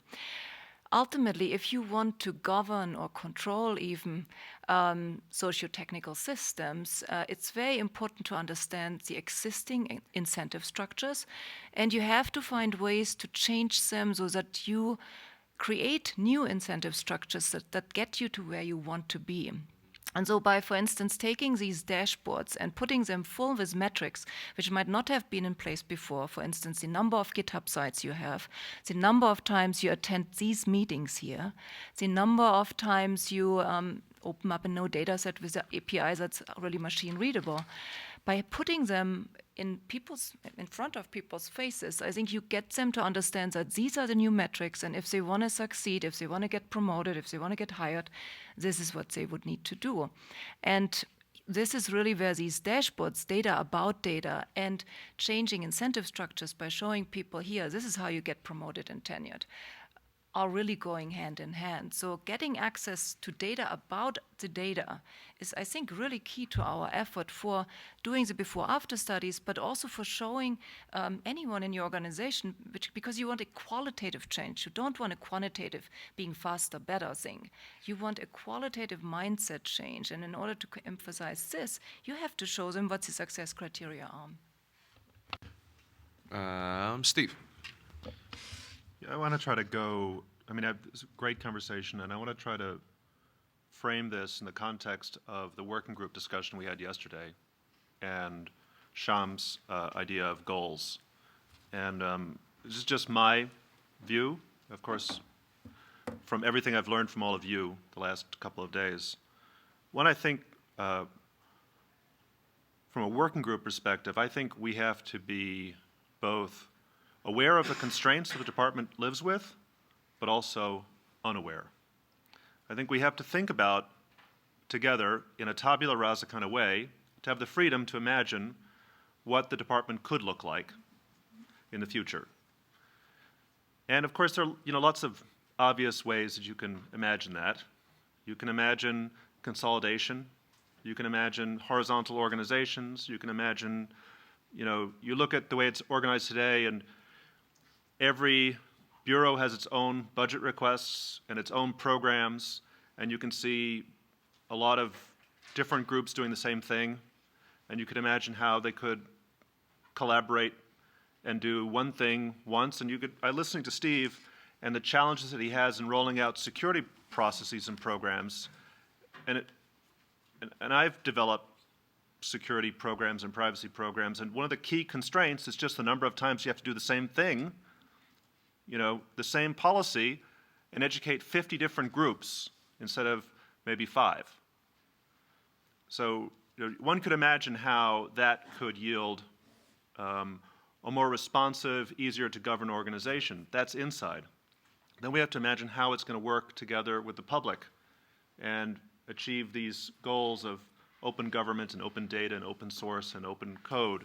I think all of those things are kind of in scope, but we also have to realize that we have a year left in this administration, and it does take time. Government, bureaucracy is specifically designed to be deliberative, not to be rapid. And deliberation is a good thing sometimes. And so I think also in our scope, we should try to come up with recommendations within the year for sure, earlier if possible, but with the view that we're recommending a set of changes over time, that there's a maturity scale for how to achieve these changes, and that there is we should be thinking, what is this going to look like in 3 to 5 years? And how does an organization get there? And what are the public benefits for getting there? And how might that work? And leave it up to the department to figure out how to implement that, as Mike said.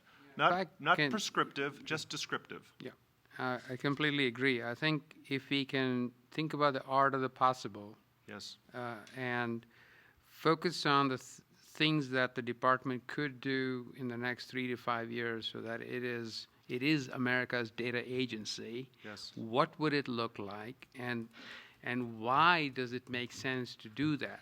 And I think that it's the what and the why, going back to Mike's argument, that's important.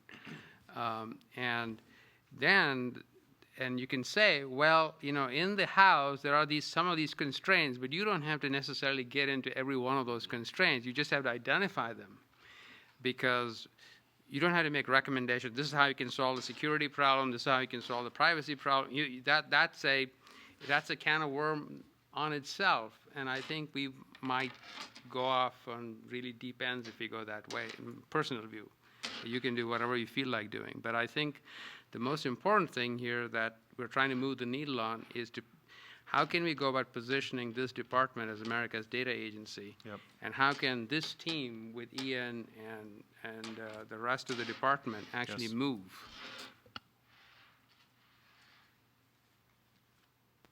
Well, so for what this means to me, what I'm hearing, I think the feedback is excellent. Okay, thank you. And recognizing also that we have 7 minutes before everyone needs to run away.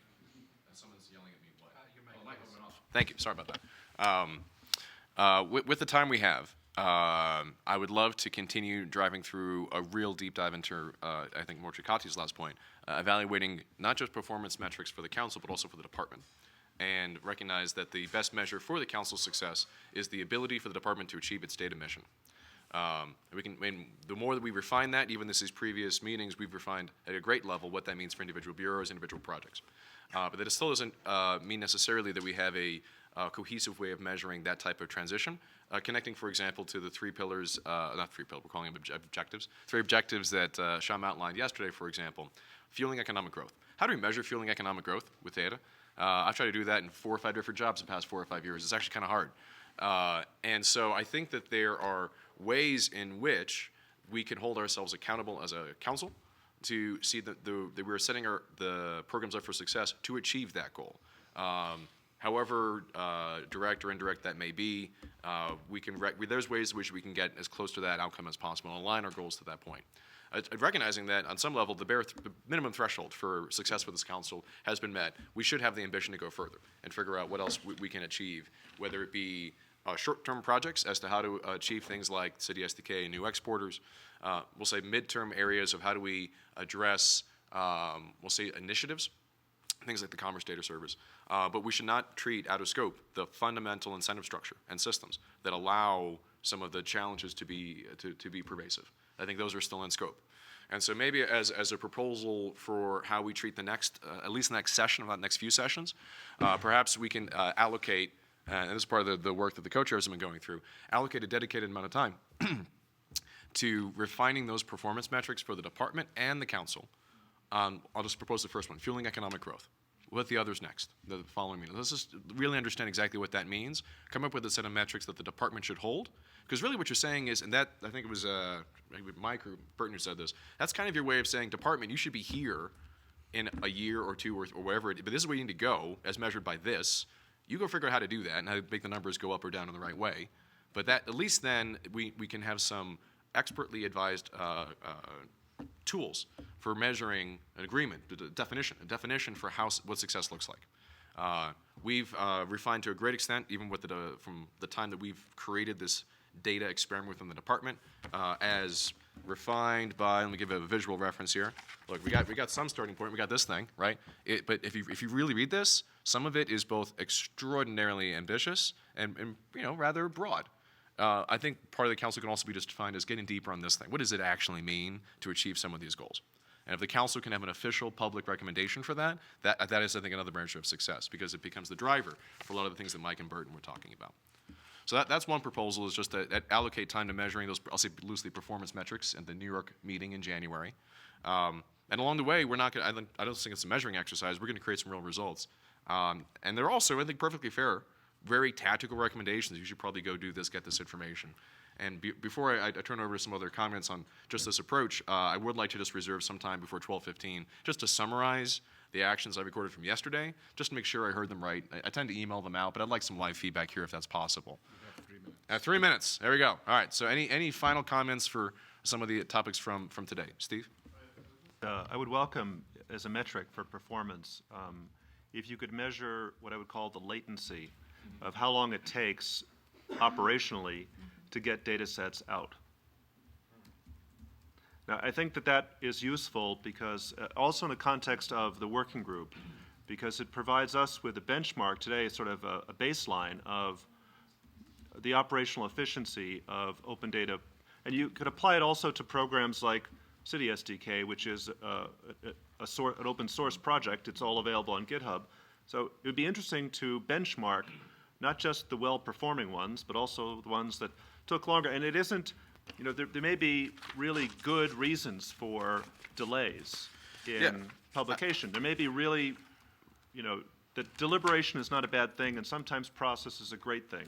But it would be useful to have a benchmark of that latency, from when the data is captured, how long does it take for it to be published? And that might be, you might not do that today with new things, you might do that historically. That would be interesting, I think. Also for the American people to know, we collected this data in 1970 and we published it in 2014, things like that. On that point, I'm trying to find the exact example, but I can't quote it verbatim, but there is basically a published deliverable, an indicator metric around the release of data sets and achieving an inventory.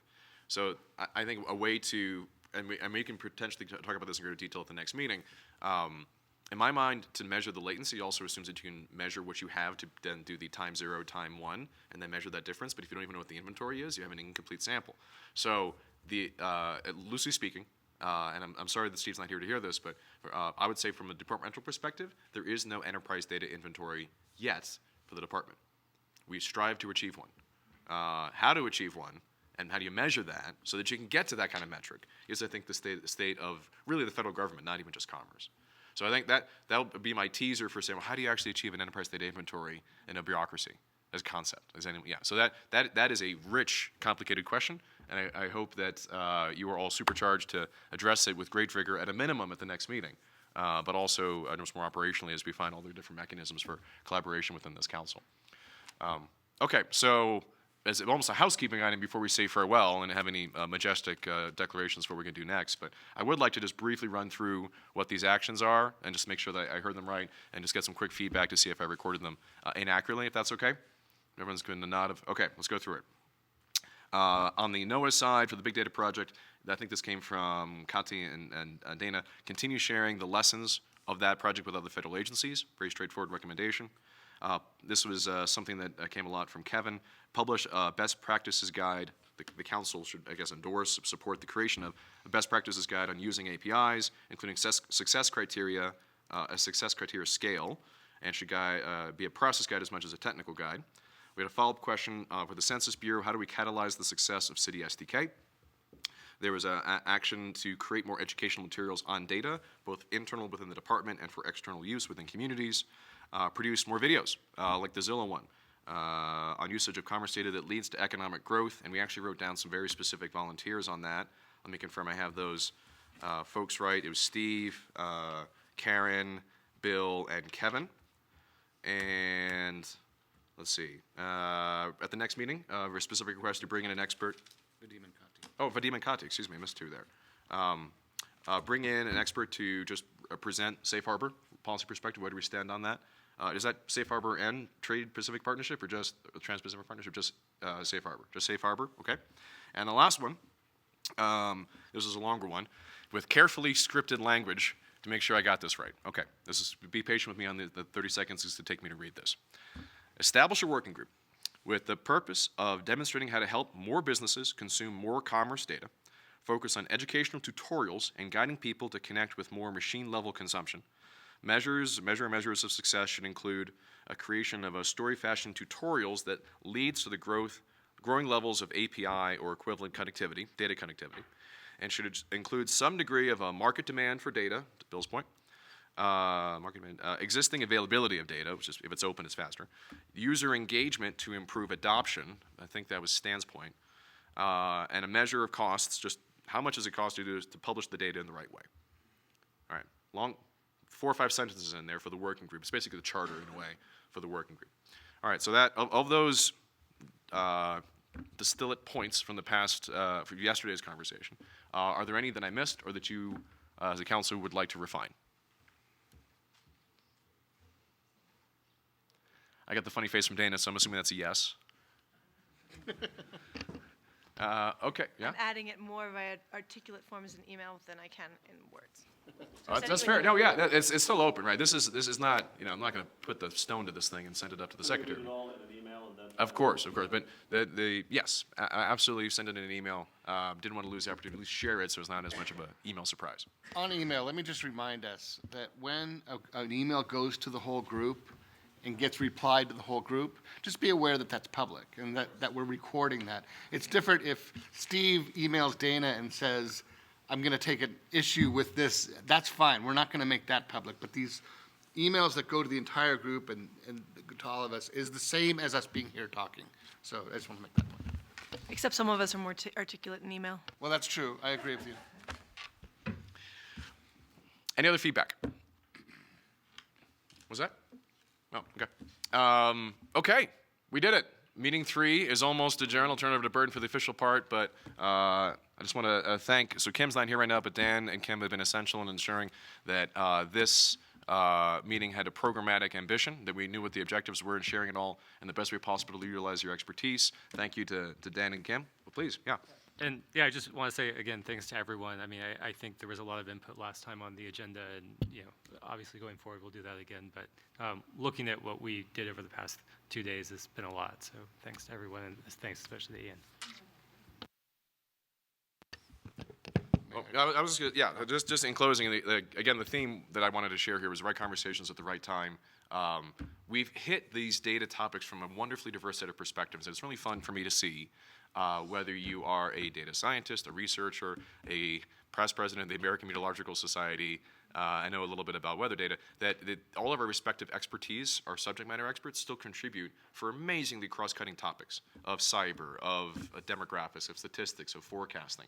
And it feels in many ways that even with the depth that we've orchestrated here, there's still so much work we have to do. It feels like there's still so much we haven't even covered, let alone aspects of the department that you have not even physically met yet. So we're going to continue to orchestrate as best we can these meetings so that they can maximize your time, maximize your impact. Dana, to one of your points, I am immensely grateful for the advice given by this council.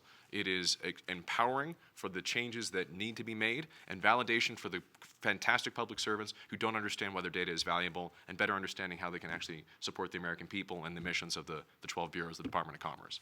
So we, again, super grateful for your advice and continued support and partnership in all this work, and we'll do our best to act on your recommendations and your advice. So, Burton? So yeah, I just add to that within the Department of Commerce, the people who are watching this committee and involved with supporting this committee are incredibly excited about this committee. And I hear that again and again and again. And I think that that's just something to be aware of. These meetings happen because a lot of people do a lot of work. And I'm not going to try to mention everybody who was involved in this, but there are a few names that are important. There were 3 people at NOAA who were our points of contact, who were immensely helpful, in fact, instrumental in getting this meeting up. Sarah Venema, Holly Palm and Mike Muscola, who sort of owns the room, and put the room together in all of its aspects to make it work for us, but also for the AV. Mike Morgan from the Census Bureau and his staff, the team you see around the periphery on the cameras, are making this a much more vibrant and exciting experience because so many more people can be involved, and those numbers are growing. Elaine Russell, who you see outside at the table, I don't think she's in the room right now, but she and her staff at the Census Bureau made sure everybody got here and had a place to stay and gets reimbursed for their travel. I mean, there's a ton of work that goes into that. More broadly, the staff within the Economic and Statistics Administration, there are numerous people. There was a glitch with the Panera delivery this morning that Linda Bonney in Washington, D.C. took care of. Things like that. You just don't know how many times stuff like that happens. And I just always feel like we have to thank the Census Bureau because the Census Bureau is making an incredible commitment to making this work. Mike and his team, Tanja, who I'll get back to in a minute, Elaine Russell and her team are all work at the Census Bureau and are giving their time to us. The Census Bureau is giving their time to us to support this committee. And then finally, this meeting happens because Tanja White is the glue that keeps it together. You just told me, just amazing watching her as you get the weeks coming up to the meeting, and the number of decisions she makes without talking to anybody to make this happen is just, it's a privilege to work with her, and it's a privilege to work with all of you. And so with that, I'll adjourn the meeting, and I think we're off to we're going to do some great things. Thank you.